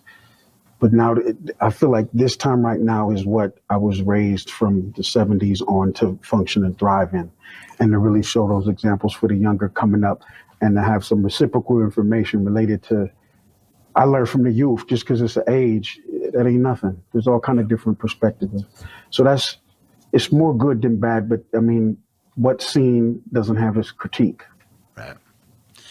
This last tune you got, Textures and Patterns, is one of the most compelling minute and 40 seconds of music I've ever heard. But it's this laundry list of celebrating in my estimation, the beauty of Black creation, of artistry, of clothing, of taking care of each other, of resistance. It is a beacon of positivity and a celebration, but it's really deep because you talk about a lot of resistance and you pack it all into a minute and 40 seconds. Before we get into the tune, can you tell me a little bit about making this song and how it came about? Yeah, Textures and Patterns, was something that I wanted to close the album out with, because a lot of times from a sonic perspective, trumpets or horns send some type of entry or some type of royal victory of sorts. And the way I look at it is this actual summary of visually what you actually see. Textures, patterns, ceramics, embroidery. These are all of them. I'm actually describing what you'll see, whether it be the art of Joy Labingo, Jordan Castile, Kevin Beasley. You're looking at textures, Billy Zangwe, Deanna Lawson, Carrie James Marshall. These are the artists that are part of it. So it was me. Sometimes when you're telling a story, you got to tell them you told them, and tell them again. And so I was just telling you again that this is about textures, patterns, and a celebration. And that's part of, again, how we want to be seen. We, a lot of times, like one of the things that there was a lot of like silent impetuses for this album, like certain references that I thought about. I thought about the Clark doll experiment, in terms of the way in which we see ourselves and how do we see beauty in 1939, where you had a doll that was given to a white doll that was given to, or a question was asked to a Black child around which doll they wanted, the Black doll or the white doll, and they picked the white doll. So those were like things that were in the mind as motivations. The duality of multiple layers that we as Black people experience, the double meanings and symbols we have to communicate with, the double standards of Black boyhood and criminality, the idea of belonging, not part of either, on two fronts, the split nature of cultural identity. I thought about the Igbo landing, which was a group of Africans who decided to drown themselves as opposed to get involved in this new world that was not of their making. I thought of Henrietta Lacks and the HeLa cells and the disregard of black bodies coupled with the innovation through black bodies, what those HeLa cells were able to do, but at the expense of our bodies. This was also grounded in white people invented the nigger. And if it's true, your inventions reveal you, then who is the nigger? Which really was something said by James Baldwin, or phrases by James Baldwin, which is imagining the reason people cling to their hate so stubbornly is because they sense once hate is gone, they will be forced to deal with the pain. And so my call is with my white-bodied colleagues, what are you without white supremacy? Are you good? Are you still strong? Are you worthy? Do you feel smart?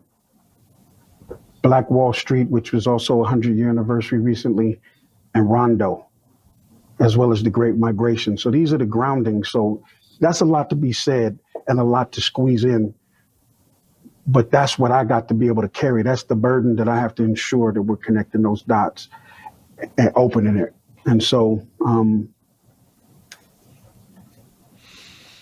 thank you. Thank you for connecting those dots. It's work that you've done so artfully and so passionately and so compellingly, and maybe never better than on this project, Rituals of Resilience. I Self-Divine, thank you so much for talking today and looking forward to hearing this last tune. I appreciate you. I'm so thankful to know you.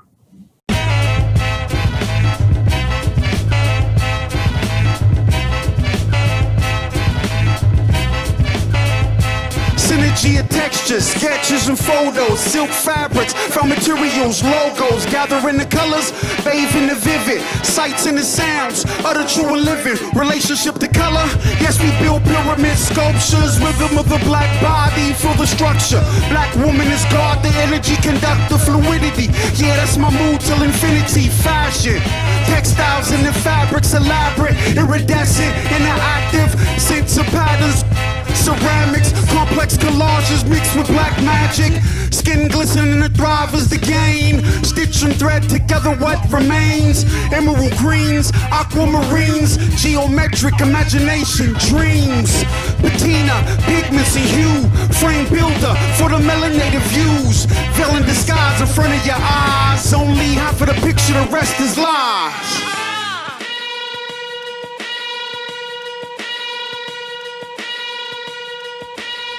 I Self-Divine, Rituals of Resilience, live in the flesh, Mia, yes.